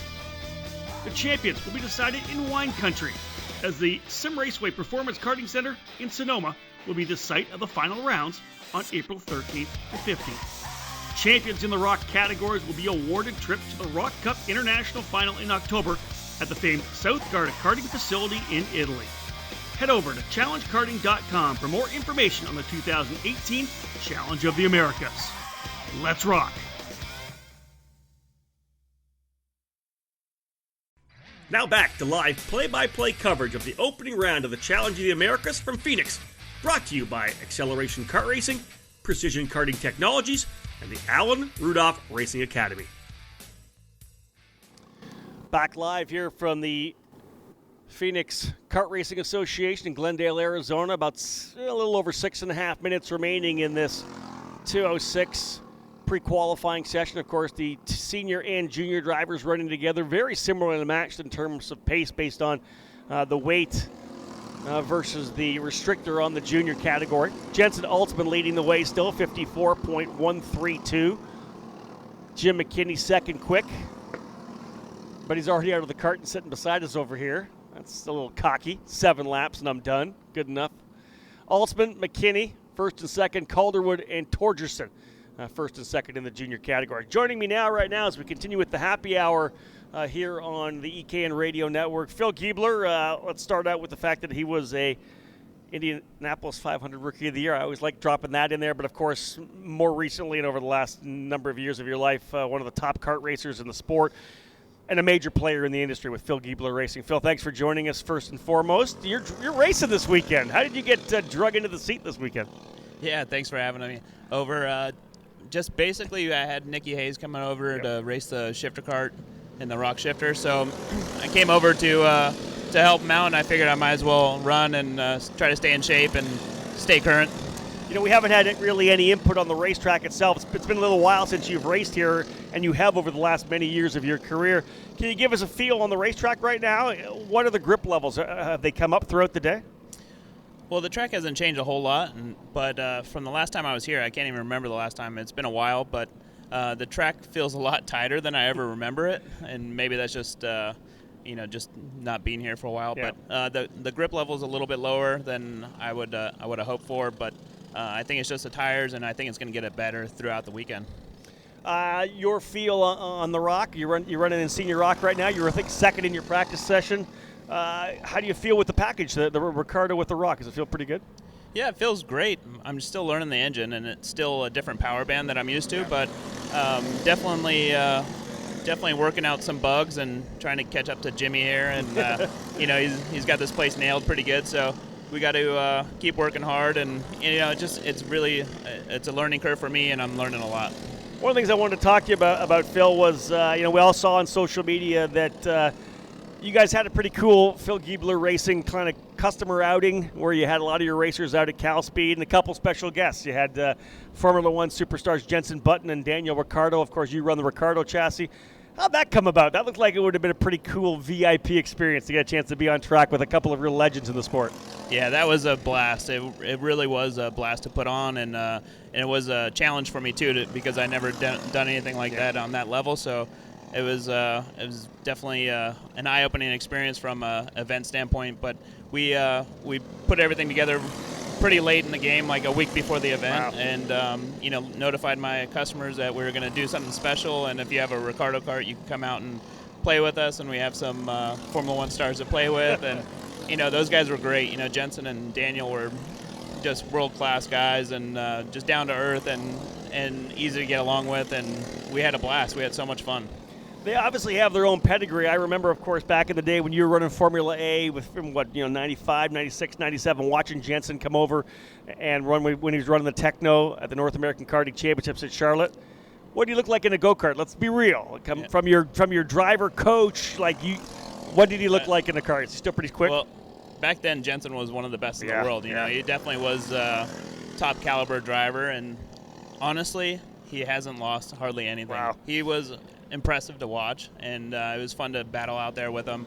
Me and my two drivers, Jake Drew and Nicky Hayes, we all got out there and battled it out, and he hardly made any mistakes and was really on pace right away. So really, really impressive to stay up with Nicky and Jake Drew out that track. Is pretty phenomenal, because those guys are really, really quick there. So he didn't lose a bit, and I was just kind of back there watching them, just right behind on their tail, and it's a pleasure to watch them. It was a lot of fun. Some pretty good marketing, obviously, for the team as well. When Jensen's tweeting out and Instagramming out the fact that he was trying to hold back Nicky Hayes. If I was Nicky, I probably would have been a little starstruck. But again, then to see that social media afterwards, man, it must have made him feel pretty good. Oh, it's got to be a dream. Right. Just having a Formula One driver give you the credibility like that. So I think Nicky's dipping into some car stuff, and Jensen knows how tough it is in that transition, and he related to that, and he really respects the level that we're operating at, and also what we're trying to do with drivers in the future. Speaking with Phil Giebler from Phil Giebler Racing here as part of the happy hour, let's talk about your young drivers. You've had Nicky under your tutelage for quite a while. I mean, he really has stepped up, winning, of course, the Pro Kart Challenge Championship last year in the X30 Senior class. We can talk about Nicky a lot. Let's let that go. We know he's going to cars, or at least going to be trying some stuff in F1600 and the like. This Jake Drew kid, we've been watching him for the last couple of years. When we saw him at the streets of Lancaster last year, he really is on a rapid learning curve, up to the point where he's one of the top young drivers right now. It's pretty impressive. Yeah, Jake is extremely fast and has great racecraft. He hasn't had that much opportunities over the last couple of years, but he's really gelled well with the team, and he's really liking the kart. And I think he just has to have the opportunities to get out there and show what he can do. I think when everything comes together and luck's on his side, he's one to beat for sure. He's a great driver and a good racer. One of the things I really like about your team, Phil, is it's not just focused on the junior drivers. You always have a good group of the Masters drivers in there as well. You've got drivers and shifters and in the single speed. Do you think that plays well to some of your young kids, that they have the atmosphere under the tent isn't so much that it's just focused on young kids and success, but more on some of the guys having a good time as well? Yeah, I mean, that's part of it, and when you're out here, if you're not having fun and enjoying your time out here with your teammates and your family, then, you got your priorities maybe wrong. So you have to be learning all the time, and with the older drivers, they definitely have years of experience, and I think that's very, very valuable. We don't have a lot of juniors, but I hope to pick that up this year. So any juniors out there looking for a race team to race with, we're looking to develop some more kids and get them ready for seniors and cars and the whole package. I don't think I really need to say much more about what you guys have done in terms of developing young drivers. You just look at kids like Jake Drew, like Nicky Hayes, like Carter Williams have come through your ranks. You develop kids not only behind the wheel but outside the car as well, and I think that speaks volumes to the experience of what you've done throughout your career as well. Yeah, thank you. Phil Giebler, ladies and gentlemen, thank you so much for joining us, Phil. Again, let's have a quick look here as we're seeing the checkered flag fly here. Great run for Jensen Altman, quickest driver. Quick handshake there for Phil as he leaves. Thank you so much, Phil. Jensen Altman, fast driver in the senior category, 54.132, checkered flag flying. Jim McKinney ends up in second, 54.163. We'll have a quick chat with Jim, who's sitting beside us. We'll get him after the break. Let me look down my list again here in senior drivers. Ashton Torgerson, I believe, in the third spot. Oh, here comes, well, of course. Here I go trying to finish things off. Final lap, Torgerson comes and he goes to P1. Austin Torgerson to P1 in senior, 54.118. 14 thousandths of a second quicker than Jensen Altzman, so Torgerson leveraging that last lap. McKinney, all cocky over here, ends up in third now as he's already out of his kart suit. Micah Hendricks jumps up on the final lap. He'll go to P4. How about 67 thousandths of a second separating your top four drivers? This is going to be some good racing tomorrow. Tuesday, Calderwood quickest in the junior category ahead of Ashton Torgerson and Toby Longnecker. Bailey Murphy right in the hunt there as well. I believe he was, I think, fifth overall. So some great drivers getting set to go here in 206. We've got two more categories still to come. Performance Kart Sport, Masters Rock, going to be next up live here on the Happy Hour. And again, great to have everyone with us. This EKN live broadcast from Phoenix, Arizona. We are back once again for full coverage of this year's Challenge of the Americas. You're listening to EKN live coverage of the opening round of the Challenge of the Americas from PKRA in Phoenix, here on the EKN Radio Network. In a sport where the difference between winning and losing is measured in hundredths of a second, you can't afford to leave anything on the table. You invest in the best equipment, the lightest components, and top-of-the-line data acquisition systems. Anything to find one more tenth, right? I'll tell you right now, the best investment you could ever make is in yourself. If you want to improve your results, it's time for professional instruction and coaching at the Alan Rudolph Racing Academy. Located at the new state-of-the-art Speed Sports Racing Park just north of Houston, the Alan Rudolph Racing Academy uses the very best equipment, Burrell Art Karts. They offer half-day, 1-day, 2-day, and 3-day clinics. They have a one-on-one student-to-instructor ratio, and they will design a customized curriculum for each student. Alan Rudolph is one of the most respected people in the sport, and he has nearly 20 years' experience training drivers, including Chase Elliott, Neil Alberico, Austin Versteeg, and Sabre Cook, and rising stars like Pietro Fittipaldi. Train with a champion with over 30 years of racing experience to get proven results. Start off your season with a driver tune-up. Tune up your season with some driver coaching. Or get ready for the big races by training with the best. Reserve your dates now by calling 866-607-RACE. That's 866-607-7223. For more information, visit speedsportsracingpark.com/racing-academy. With over 35 years of manufacturing experience, Precision Karting Technologies is the leader in American-made components. We produce high-quality products, led by our full line of chromoly and mild steel axles. Metric or imperial, standard or custom, we have what you need. Collars, keys, bearings, we're the source for axle components in the USA. We're not just axles either. At PKT, we can manufacture motor mounts, hubs, brake rotors, and even GoPro mounts.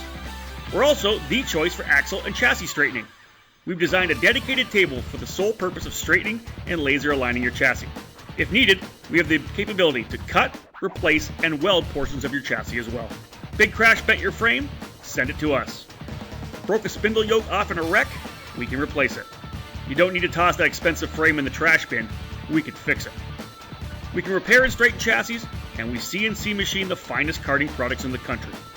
With over 70 dealers throughout the U.S. and Canada, it's easy to choose PKT. Family owned and operated, proudly made in the USA.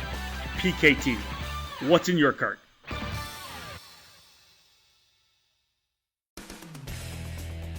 Are you looking for a new kart shop? One that treats you like you're an important customer? If so, look no further than Acceleration Kart Racing. At Acceleration, customer service is number one. We are a full-time karting business, not a hobby or an afterthought. We have all the products you're looking for, from kid karts to shifters, safety to speed. We strive to offer our customers the best products, prices, and service. At Acceleration Kart Racing, we're always here when you need something for your racing program. Located in Las Vegas, Acceleration is stocked with a wide range of products. We've been helping racers get the right parts for over 16 years. Acceleration has everything that a kart racer needs, from turnkey karts to safety equipment, engines, and more, stocking all of the leading kart racing brands. Here's a taste of the products that we carry every day. CRG, Tony Kart, Bennett, Rotax, Honda, Miami, MG Tires, Vinco, Bridgestone, Mojo, Alpine Stars, Sparco, Ribtech, and EBS, Tillett, Micron, Alfano, Bell, Arai, Zamp, KG, Sniper, SweetTech, and K&N. It doesn't matter where you live in the country. We will get you what you need so you can get back on the track. Acceleration has a sufficient supply of products to ensure that your order can be shipped the very same day. Our knowledgeable staff is available to help customers 6 days a week, and ordering online is open 24 hours a day at shopakr.com. For visitors and locals in the Las Vegas area, Acceleration has a large showroom full of the best kart racing products available. Come on in and check it out. To find out more about what Acceleration has to offer, visit shopakr.com. Again, shopakr.com. And make sure to sign up to be on our mailing list to receive the latest updates and promotions that we send throughout the season. Again, we're a one-stop shop. shopakr.com. It's a new decade and a new era for the premier winter series on the West Coast. The Challenge of the Americas is entering its 11th season and is breaking new ground with its move to the Rock Cup program. Vortex is among the leaders in innovation in the sport of karting. Add in the Bridgestone tire program, and the Challenge of the Americas is racing with the powerhouses in the motorsports world. Briggs & Stratton is back for 2018, and the 206 junior and senior classes are being offered, with racers competing for impressive weekend prizes. The series begins on January 26th to 28th in Phoenix, and then returns to the Cal Speed Karting Center in Fontana, California a month later on February 23rd to 25th. The champions will be decided in wine country, as the Sim Raceway Performance Karting Center in Sonoma will be the site of the final rounds on April 13th to 15th. Champions in the Rock categories will be awarded trips to the Rock Cup International Final in October at the famed South Garda Karting Facility in Italy. Head over to challengekarting.com for more information on the 2018 Challenge of the Americas. Let's rock! Now back to live play-by-play coverage of the opening round of the Challenge of the Americas from Phoenix, brought to you by Acceleration Kart Racing, Precision Karting Technologies, and the Alan Rudolph Racing Academy. Back to Rock Power after we had our session there for the Briggs 206 drivers coming onto the facility now. 4 minutes into a 20-minute hot pit session for the drivers in the Performance Kart Sport Masters Rock category. Rock Masters, Paul Bonilla with the fastest lap thus far, a 47.938 for Bonilla, almost a full half second quicker than Eric Jackson. Bonilla on the Burrell for Full Throttle Karting. Eric Jackson, one of the drivers running the VME. Adam Kasich in the number 473. I don't believe that's Adam actually in the cart right now. That could be Greg Welch shaking that thing down for him here on practice day. Jonathan Silva able to get things dialed in on the comp cart, the driver out of Corona, California, in the 441, a 48.538 for Jonathan Silva. Just about 5 minutes into this session now. David Pergandi running in 5th. Ronaldo Naves in the 6th spot. Mike Giles in 7th. Bob Roderick in 8th. Steve Wiener 9th. And Curtis Breeding rounding out your top 10. So double-digit drivers in all but the Micro Rock category. 10 drivers here in Masters Rock. Paul Bonilla with the quickest lap time thus far. Had a chance to talk to Phil Giebler a little bit about the racetrack and how he felt it was. Says the rubber hasn't quite gone down yet. He still getting comfortable with the Rock engine, getting things dialed in. Guy sitting beside me right now actually topped the Senior Rock category. Jim McKinney, you had a little bit of time to drive this new engine, or not new engine, but this Rock engine. I said about 6 or 7 hours on track in it, so that's giving you some time to get a feel for it. What are your thoughts on the Rock? Yeah, coming out the gate, it was really good. Very easy to put on and everything. Tuning-wise, very simple, straightforward. I think I maybe changed 2-3 jets over those 7 hours. but really great power for the package and the price. It's amazing out there. I think we're going about 76 mile an hour at the end of the back straight, which is the top speed I've ever seen in a single-speed go-kart, which has been amazing. How about the racetrack for you? We asked Phil, but he doesn't have the time on the racetrack. It's been a while since he's had a chance to race here. It doesn't seem like there's a lot of grip down yet. The temperatures, I think we're saying, are going to probably rise a little bit throughout the weekend. It's still, last time I looked, was just mid-60s here for today. Just about 67 right now. What are your thoughts on grip level on the racetrack? Yeah, grip's surprisingly kind of low this weekend. Been practicing the last couple weekends. It's been, even kind of dirty or just kind of shaking it off. But over the past couple years, it's definitely gripped up more than this year. So, trying to see if that lays down over the next couple days. 73 degrees the expected high for Saturday, 81 for Sunday. You guys are, more used to 100 here, though. Like, it's been there before. Do you think we're going to get the rubber down on the experience you've had here, Jim? I think once we start getting those 25-lap finals and 17-lap pre-finals, we're definitely going to see some rubber being laid down with those high temperatures. Especially as, we got 80 go-karts here this weekend. It's definitely start laying it down. And that's, I think, leads into the next question would be, you've driven a lot of different rubber here as well, whether it was MG or a Vinco or whatever you've been on before. These are the Bridgestones. What are your thoughts on the Bridgestones as well in terms of the way maybe affect the car's handling dynamics? Yeah, I've kind of fallen in love with the Bridgestones over the last month. They kind of have a low grip, so it's very technical, but they're very consistent. After lap 5, they're about the same to lap 180, so You really get your money worth out of them. It's been great.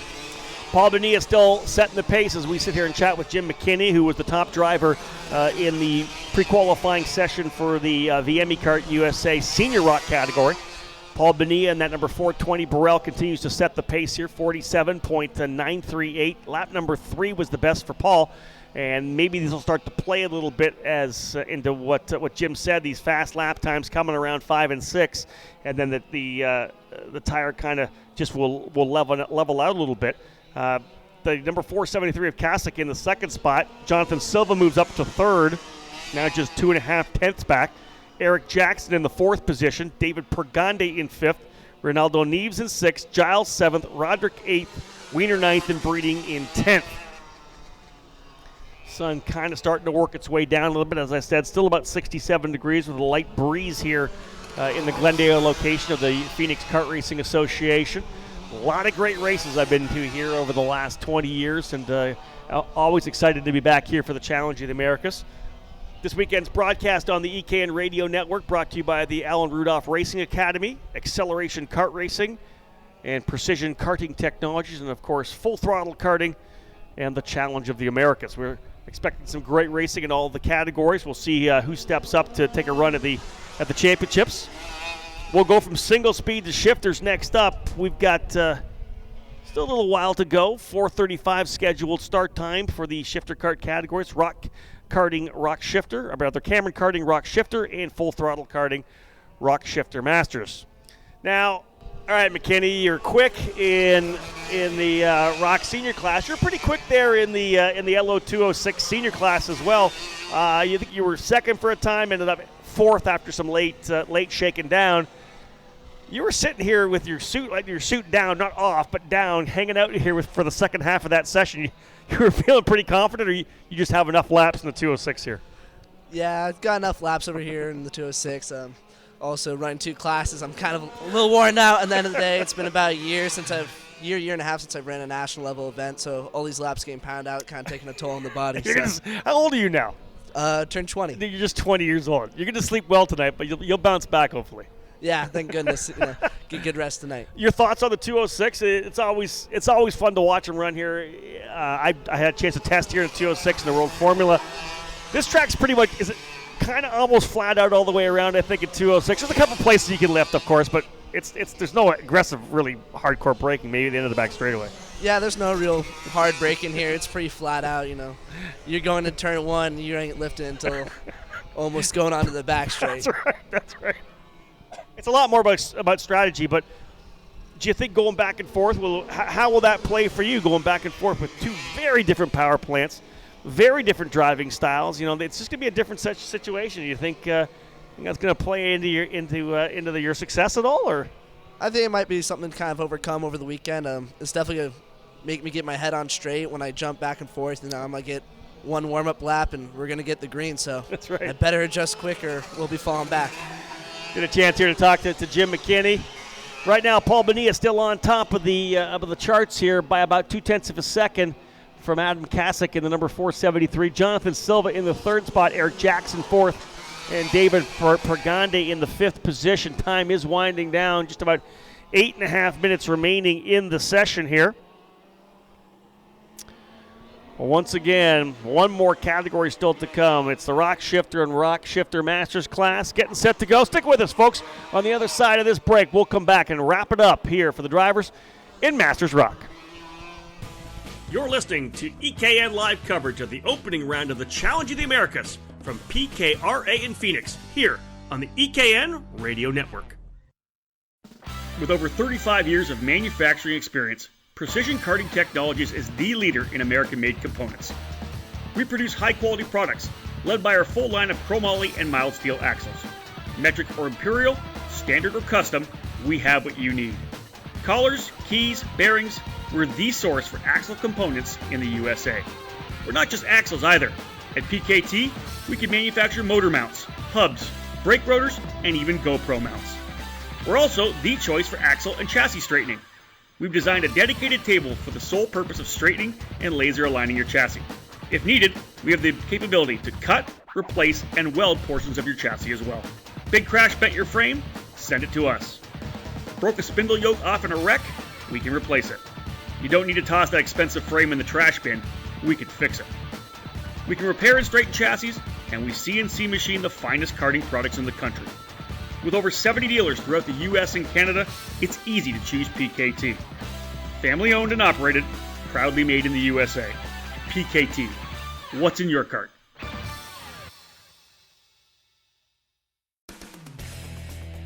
Are you looking for a new kart shop? One that treats you like you're an important customer? If so, look no further than Acceleration Kart Racing. At Acceleration, customer service is number one.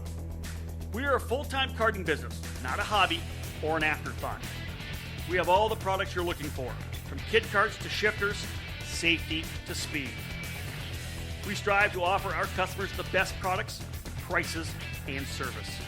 At Acceleration Kart Racing, we're always here when you need something for your racing program. Located in Las Vegas, Acceleration is stocked with a wide range of products. We've been helping racers get the right parts for over 16 years.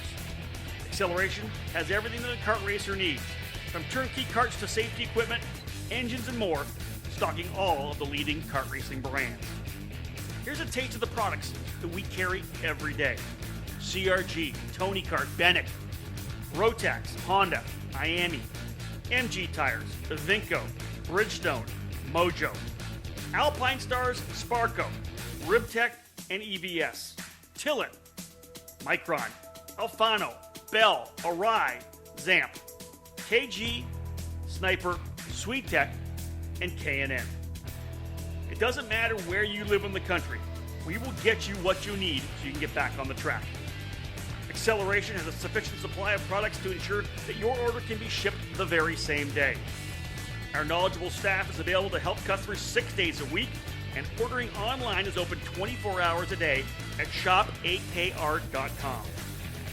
For visitors and locals in the Las Vegas area, Acceleration has a large showroom full of the best kart racing products available. Come on in and check it out. To find out more about what Acceleration has to offer, visit shopakr.com. Again, shopakr.com. And make sure to sign up to be on our mailing list to receive the latest updates and promotions that we send throughout the season. Again, we're a one-stop shop. shopakr.com. It's a new decade and a new era for the premier winter series on the West Coast. The Challenge of the Americas is entering its 11th season and is breaking new ground with its move to the Rock Cup program. Vortex is among the leaders in innovation in the sport of karting. Add in the Bridgestone tire program, and the Challenge of the Americas is racing with the powerhouses in the motorsports world. Briggs & Stratton is back for 2018, and the 206 junior and senior classes are being offered, with racers competing for impressive weekend prizes. The series begins on January 26th to 28th in Phoenix and then returns to the Cal Speed Karting Center in Fontana, California a month later on February 23rd to 25th. The champions will be decided in wine country, as the Sim Raceway Performance Karting Center in Sonoma will be the site of the final rounds on April 13th to 15th. Champions in the Rock categories will be awarded trips to the Rock Cup International Final in October at the famed South Garda Karting Facility in Italy. Head over to challengekarting.com for more information on the 2018 Challenge of the Americas. Let's rock!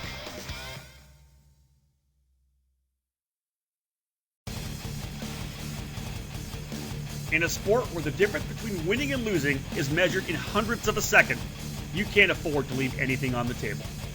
You invest in the best equipment, the lightest components, and top-of-the-line data acquisition systems. Anything to find one more tenth, right? I'll tell you right now, the best investment you could ever make is in yourself. If you want to improve your results, it's time for professional instruction and coaching at the Alan Rudolph Racing Academy. Located at the new state-of-the-art Speed Sports Racing Park just north of Houston, the Alan Rudolph Racing Academy uses the very best equipment, Burrell Art Carts. They offer half-day, 1-day, 2-day, and 3-day clinics. They have a one-on-one student-to-instructor ratio, and they will design a customized curriculum for each student. Alan Rudolph is one of the most respected people in the sport, and he has nearly 20 years' experience training drivers, including Chase Elliott, Neil Alberico, Austin Versteeg, and Sabre Cook, and rising stars like Pietro Fittipaldi. Train with a champion with over 30 years of racing experience to get proven results. Start off your season with a driver tune-up. Tune up your season with some driver coaching. Or get ready for the big races by training with the best. Reserve your dates now by calling 866-607-RACE. That's 866-607-7223. For more information, visit speedsportsracingpark.com/racing-academy.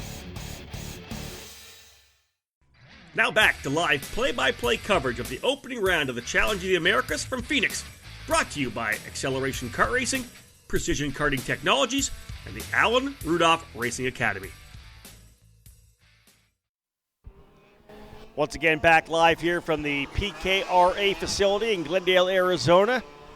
Rob Howden and David Cole presenting you our EK and Trackside live coverage for this weekend and the return of the happy hour as we use our Friday afternoon final practice sessions as the happy hour segment of the EKN live coverage. You'll be able to catch this 2-hour show next week on the EKN radio network, as will all of the live play-by-plays of the main events. Those will all be streamed this coming week, probably later in the week on the EKN radio network. Make sure you follow Facebook, our Facebook account. We always post the daily events, daily highlights up on there for EKN Radio. Less than a minute remaining here in the Rock Masters class for their final session. Paul Bonilla still leading the way, but just under 0.2 of a second. Adam Kasich in the number 473. Not actually sure. I don't think Kasich's coming in until later on this evening, so somebody else driving. David Cole seems to think that Adam may have came in. I was told he was coming in later today, but nonetheless, that 473, whoever's driving it, it is quick enough to be P2. Jonathan Silva in the third position in the number 441 comp cart. Eric Jackson in fourth, and David Pregande fifth. Top 5 drivers separated by less than 0.8 of a second. Ronaldo Neves in sixth, Mike Giles in seventh, Bob Roderick 8th, Steve Weiner 9th, and Curtis Breeding just turned his fastest lap, a 50.591.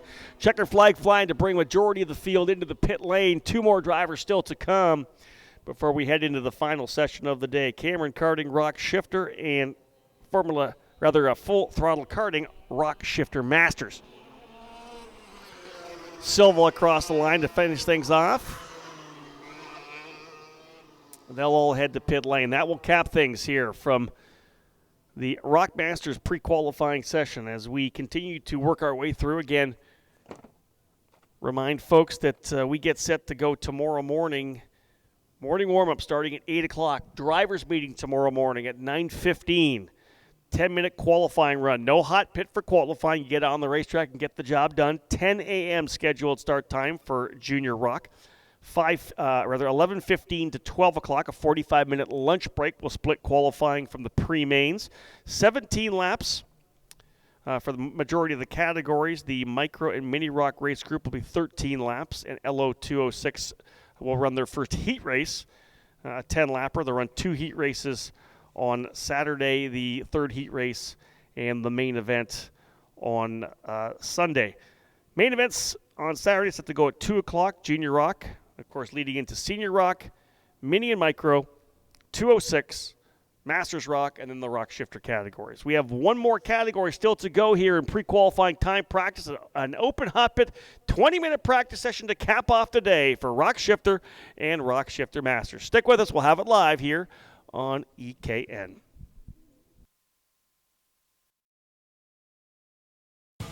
You're listening to EKN live coverage of the opening round of the Challenge of the Americas from PKRA in Phoenix, here on the EKN Radio Network.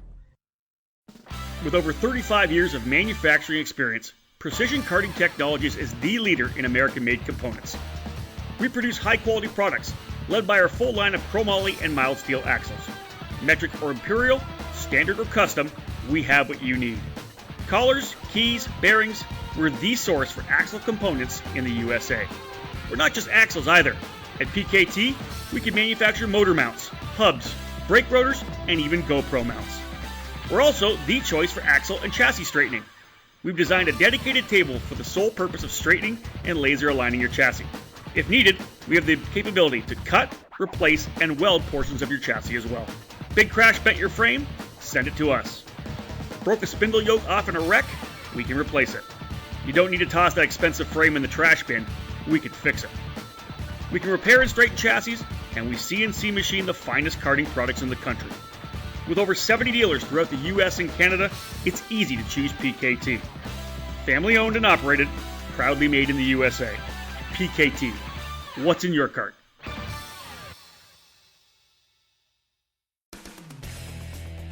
Are you looking for a new kart shop? One that treats you like you're an important customer? If so, look no further than Acceleration Kart Racing. At Acceleration, customer service is number one. We are a full-time karting business, not a hobby or an afterthought. We have all the products you're looking for, from kid karts to shifters, safety to speed. We strive to offer our customers the best products, prices, and service. At Acceleration Kart Racing, we're always here when you need something for your racing program. Located in Las Vegas, Acceleration is stocked with a wide range of products. We've been helping racers get the right parts for over 16 years. Acceleration has everything that a kart racer needs, from turnkey karts to safety equipment, engines, and more, stocking all of the leading kart racing brands. Here's a taste of the products that we carry every day. CRG, Tony Kart, Bennett, Rotax, Honda, Miami, MG Tires, Vinco, Bridgestone, Mojo, Alpine Stars, Sparco, Ribtech, and EBS, Tillett, Micron, Alfano, Bell, Arai, Zamp, KG, Sniper, SweetTech, and K&N. It doesn't matter where you live in the country. We will get you what you need so you can get back on the track. Acceleration has a sufficient supply of products to ensure that your order can be shipped the very same day. Our knowledgeable staff is available to help customers 6 days a week, and ordering online is open 24 hours a day at shopakr.com. For visitors and locals in the Las Vegas area, Acceleration has a large showroom full of the best kart racing products available. Come on in and check it out. To find out more about what Acceleration has to offer, visit shopakr.com. Again, shopakr.com. And make sure to sign up to be on our mailing list to receive the latest updates and promotions that we send throughout the season. Again, we're a one-stop shop. shopakr.com.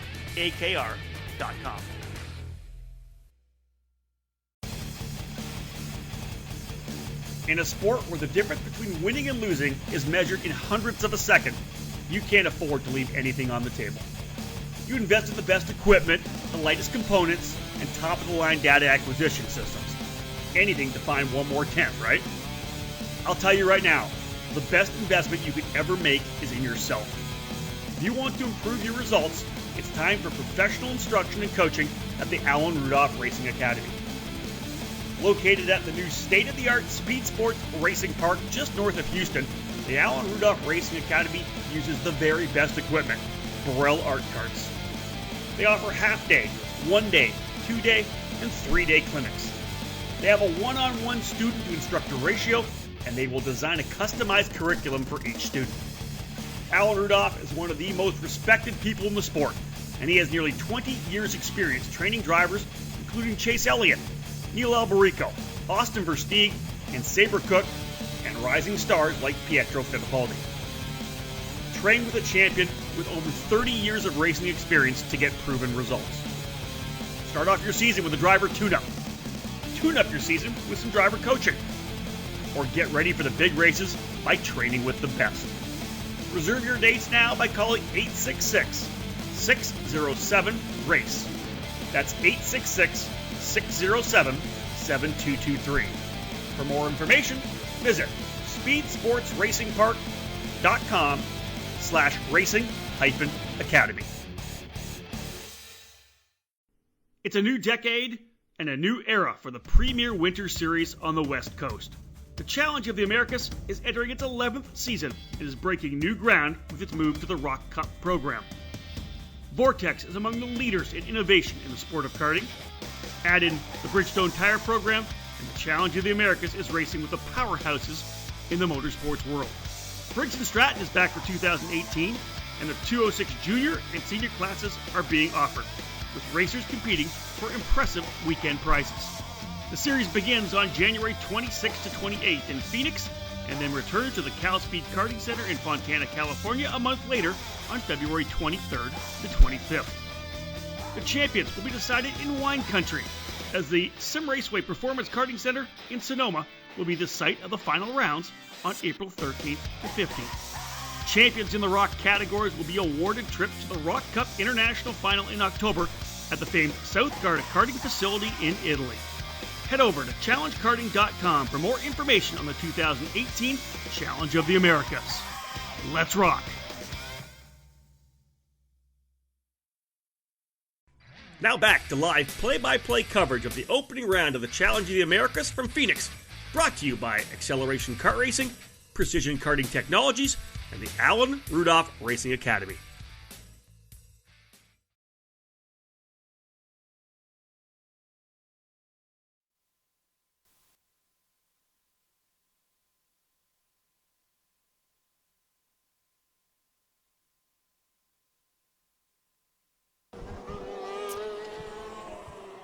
So we've got drivers slamming gears now for the first time here this afternoon, and at least live here on ekartingnews.com as part of the happy hour.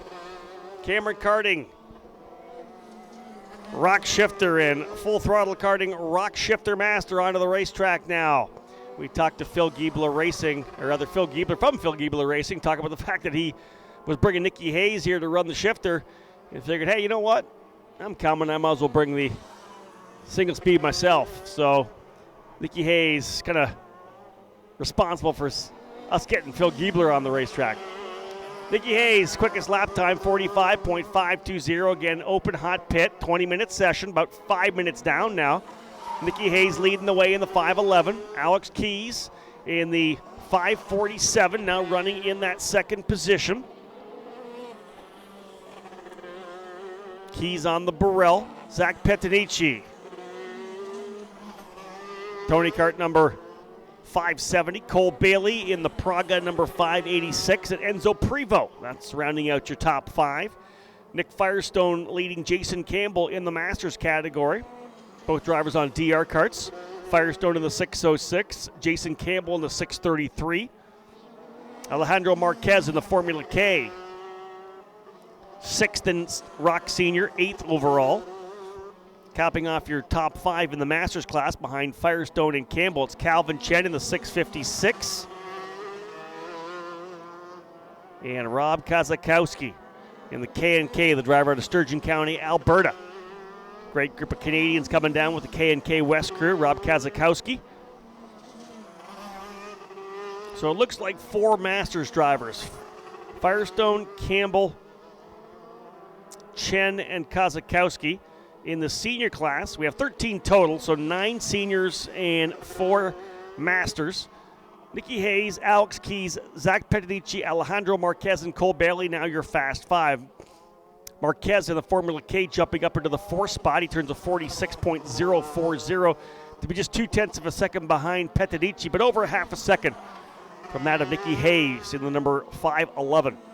Hayes out of Huntington Beach, California, doing a little testing in Formula 1600 racing over the last couple of months, last month. Here comes Alejandro Marquez in the 528. He'll go to second, just over 0.2 behind Hayes. Marquez starting to pick up some speed. Hayes, Marquez, Keys, Pettidici, and Bailey, your top 5. Prevost in 6th. Ryan Martin 7th. John Nielsen 8th. Justin Gortz has not yet taken a lap here in our final practice session of the day. Again, sun working its way down to the horizon. We're capping things off. Great day so far. Expect even better weather tomorrow. We were mid to high 60s today. They're saying potentially low 70s tomorrow and up into the low 80s on Sunday. So we'll see how the weather continues to improve throughout this weekend. We'll, of course, talk to a couple of drivers here on the happy hour to find out their thoughts on the way the rubber's gone down, both Phil Giebler and Jim McKinney. They have said not a lot of rubber going down yet. Of course, these Bridgestone's a little harder tire, and, of course, the temperature's not up there, but 84 drivers in the paddock here this weekend. We should be able to get some rubber down before the end of the weekend.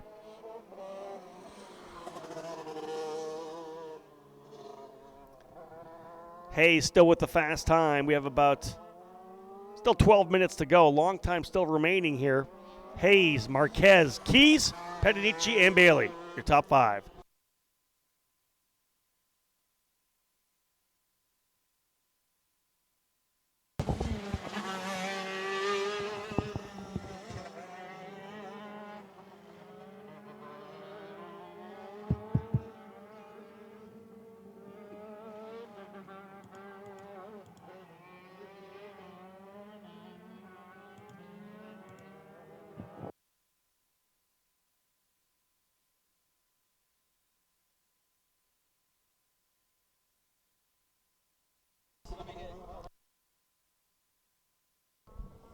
Nicky Hayes in the 511, still with the fastest lap so far from lap number 3. He's only done 5 laps so far, 45.520. The 547 of Alex Keys back out onto the racetrack.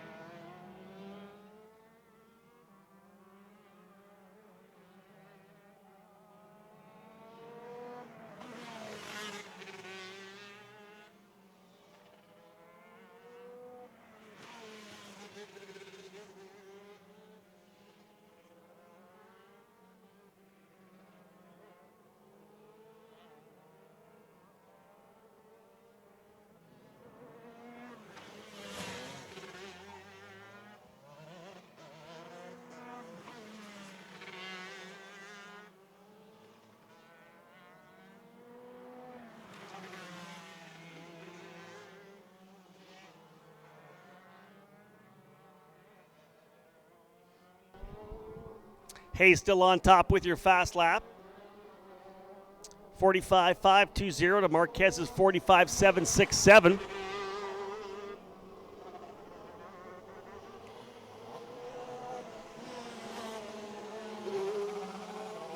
Alex Keys in third, Zach Petanici in fourth, Cole Bailey fifth. Enzo Prevost in the sixth spot, Nick Firestone in the 6:06. Still the fastest driver in the Rock Masters class. Jason Campbell in second. Calvin Chen right there in third. Chen, though, about 0.7 of a second back. They sit 7th, 8th, 9th overall, Firestone, Campbell, and Chen.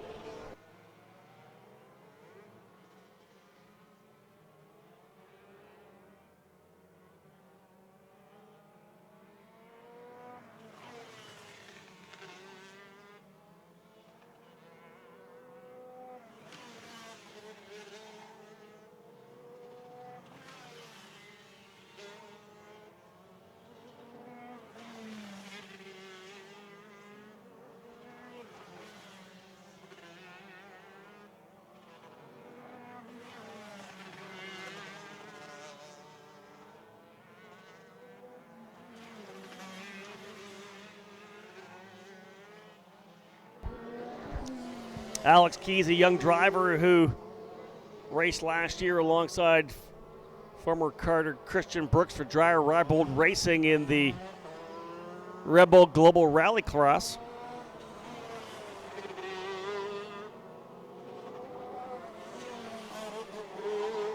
Keys finishing the season in the 5th spot overall. Of course, Christian Brooks coming home 2nd overall in the points. It's a good debut for Dreyer and Rybold.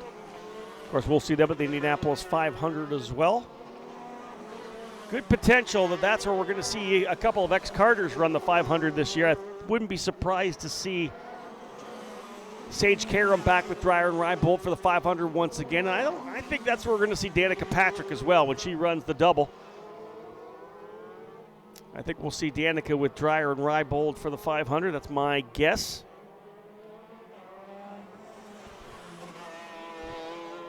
Jason Campbell finding some more speed. Great job for Jason. He's now jumped up into the 5th spot overall, quickest Masters driver. 45.854 for Jason Campbell.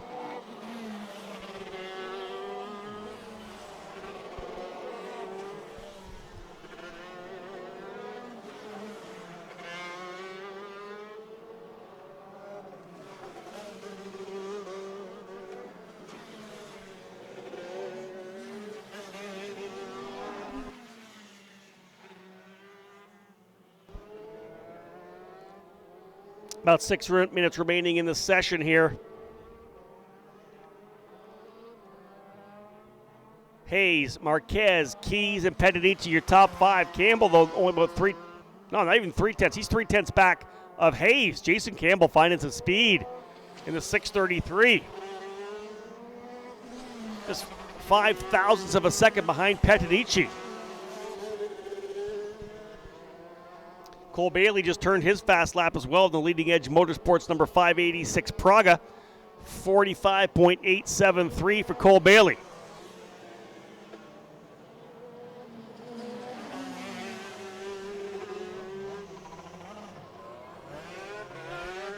The 525 and the 511 rolling back out here. Nikki Hayes coming back out, as does Enzo Prevost. 606 and Nick Firestone back out after a quick adjustment as well. Drivers taking advantage of the hot pit session. Wow, top 6 drivers separated by just 3.5 of a second.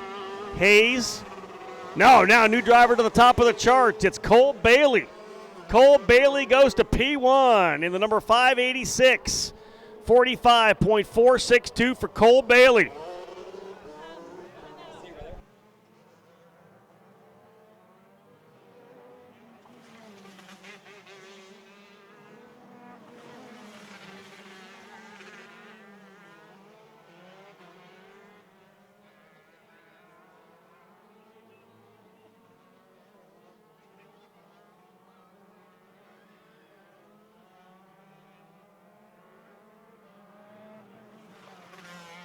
So Cole Bailey with a quick lap. 45.462, but 0.5 quicker than Nikki Hayes. 45.462 to a 45.520, 0.05 of a second quicker. Bailey, Hayes, Marquez, Keys, Petanici, and Campbell all within 0.4 of a second. Jason Campbell, 6th overall, quickest driver in the Masters category over Nick Firestone, Calvin Chen, and Rob Kazakowski. Not sure what happened to Justin Gortz in the number 539, the only driver who has not yet taken a lap time here in the final session of the day. Cameron Karting, the sponsor for our Rock Shifter class. Full Throttle Karting, the sponsor of our Shifter Master category. 3.5 minutes remaining. And this is the happy hour. EKN Trackside live coverage, as we'll have live play-by-play throughout the weekend. Qualifying, pre-mains and mains here on the Challenge of the Americas, the 11th season for this great series. And, of course, a little changed, issuing in a new era for the program as the Rock Cup makes its debut here in the Challenge. Nicky Hayes back on the throttle at number 511. I think we're going to see a pretty good battle here in this category. Got some good drivers here in the senior category. Jason Campbell and Firestone looking pretty good as well. Less than 0.8 of a second separating your top 8, 2 of those drivers Masters.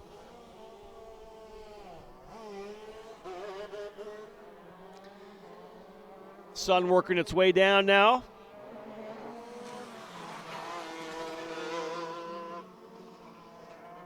Calvin Chen just laid down his fast lap, 46.993. Still a second and a half off of Bailey, but about 7/10 of a second off of Nick Firestone. Chen's got to find a little more.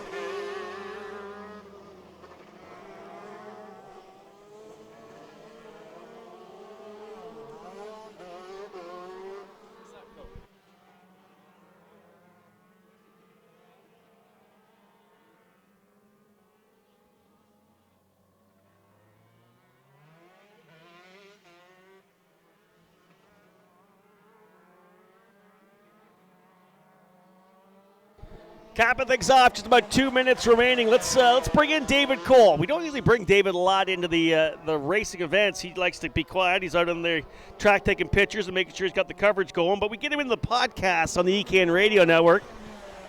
So Davey, trackside, sun in our faces here. First cocktail of the evening on the desk. It is the happy hour. You happy to have the happy hour back? It's a little late for the first cocktail. Sure, we should have started it off with a cocktail. You're right. I agree. But we're just trying to be professional. Happy hour only in the name, at least to start it off. Dave, we got some good stuff going on here. Dave's going to roll over to sit beside me here. And the other, you didn't like sitting over there? The timing on the audio was off, so wow. I couldn't hear myself talk like 5 seconds later. Okay, yeah. He was actually listening to all right, as the broadcasts that came through the production side of the desk. It's the first happy hour of the year, so we got a little bugs to work out. We're just shaking the dust off. Shaking it down. Yeah. It's good. It's good. Kind of like everybody is doing out here and yesterday as well. Pretty solid session, David.